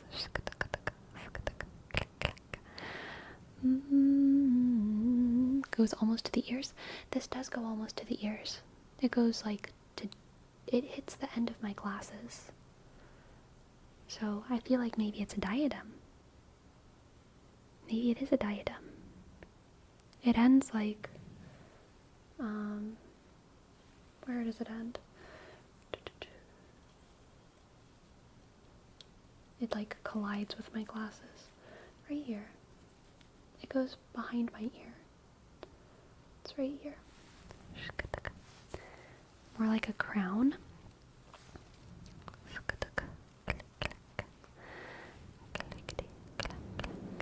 You got it, Spooderman. Not Spooderman. I'm in your walls. I'm in your walls. I'm inside your walls. I'm in your walls. I'm inside your walls. I'm in your walls. Scratch, scratch, scratch, scratch, scratch. I'm in your walls. I'm in your walls. I'm in your walls. I'm in your walls. I'm in your walls. I'm in your walls. I'm in your walls. I am inside of your walls.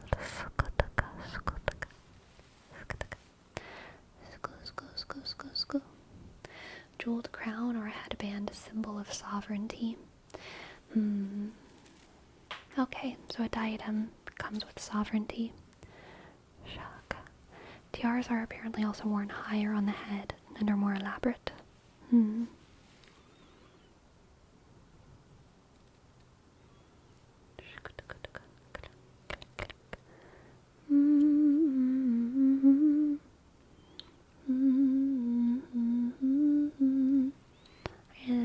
This is a situation I want not to have with the bangs.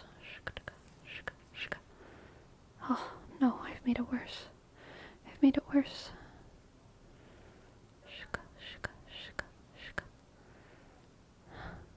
Just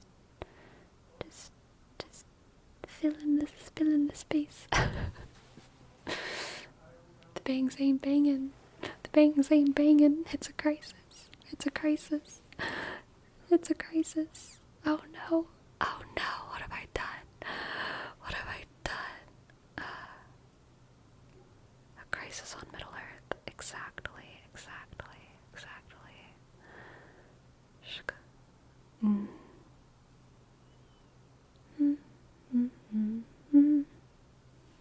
That's okay.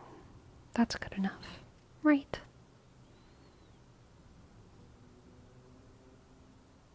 That's good enough.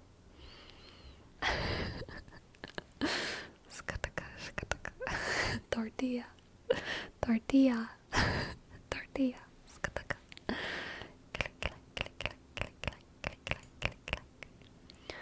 Tortilla. Shaka, shaka. Shaka, shaka. Me before I ban someone. Tortilla. Clack, clack.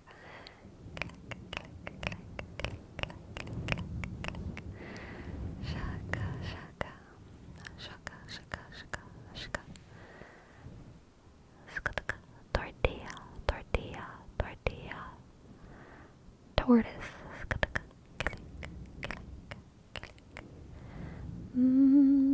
Have a spectacular night or day. I don't know if you live somewhere else. Phone's about to die. Aw. Good night, not Spooderman. I hope you have a fantastic day or night or evening or afternoon.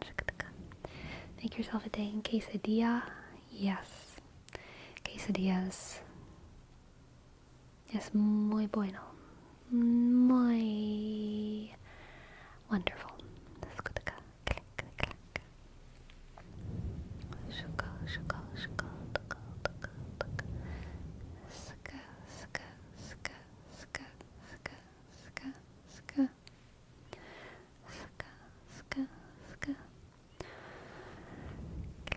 I'm so glad that you're alive, JD. I'm so glad. I'm so glad. I've always pronounced it Charon, not Karen. Charon, Hagen, but I don't know. People probably say it all kinds of ways. Charon.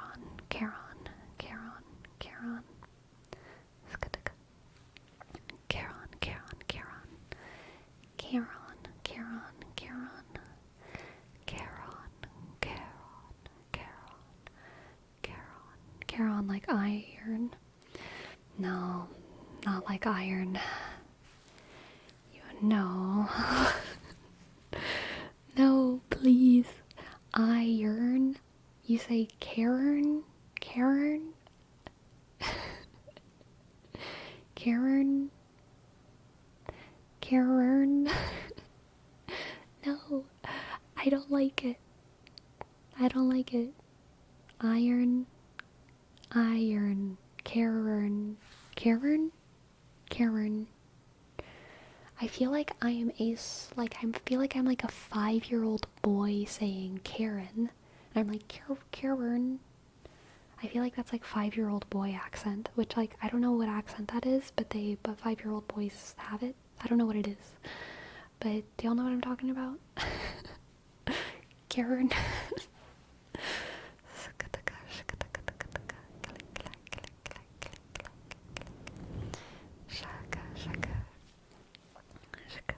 To be fair, Americans pronounce iron really strangely. We do. I know. Still developing brain accent. Yeah, something like that. Oni Kenobi says Quran. That's like the book. That's the holy book. The Quran. Shaka. And you pronounced aluminium down like heretically. Well, isolated, you pronounce it like British people, so who really wins?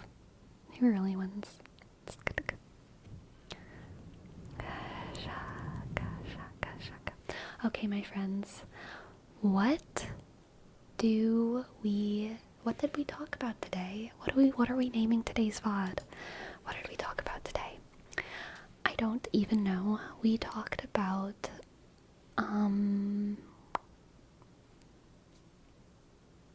fantasy themes. High fantasy themes. Not Kierkegaard. High fantasy themes.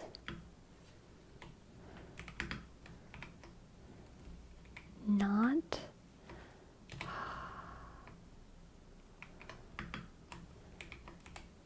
Kierkegaard. I hope I spelled that right. I don't even I literally blocked out how to even spell his name.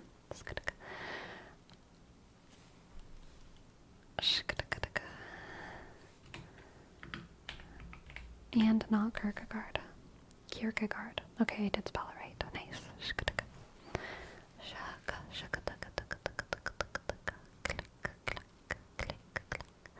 I think that works.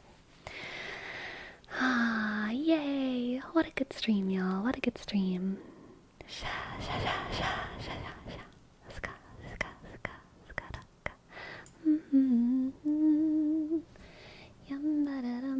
Okay, y'all. Last time we raided Bomandine, and we were too weird, okay? I remember it. I'm never gonna forget it. We went in there, and he was like, what were y'all talking about? And I was like, child acting. And he was like, weird. and then something else happened. Something else happened where he was like, that's weird, but we're gonna do it again. And we're gonna be normal, okay? I'm talking to myself. We're gonna be so normal. We're gonna be so normal. We're not gonna say anything weird. Shaka shaka. Are y'all ready? Are y'all ready? Skataka. Click, click, click, click, click, click, click, click. Click, clack, click, clack. Oh wait, I still have my sound on. Oh my god. I almost gave y'all a sneak peek of the amazing tingles that we're gonna go raid, okay? Yes, everyone just ask about the weather, ask about the football, or I don't know what sport season it is.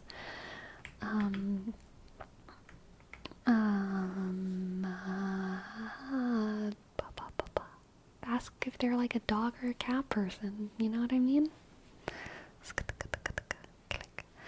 Isolated, we're not talking about Kierkegaard. Okay, no one needs to know who Kierkegaard is.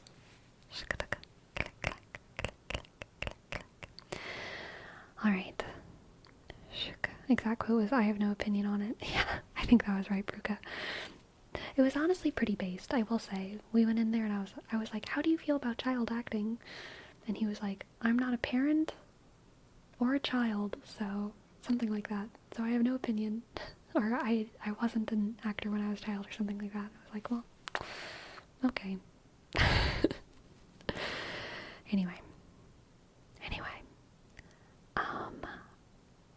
Sleepy, sleepy, sleepy, sleepy. Let's go rate someone and have a good night, okay? Let's go tingle, let's go tingle.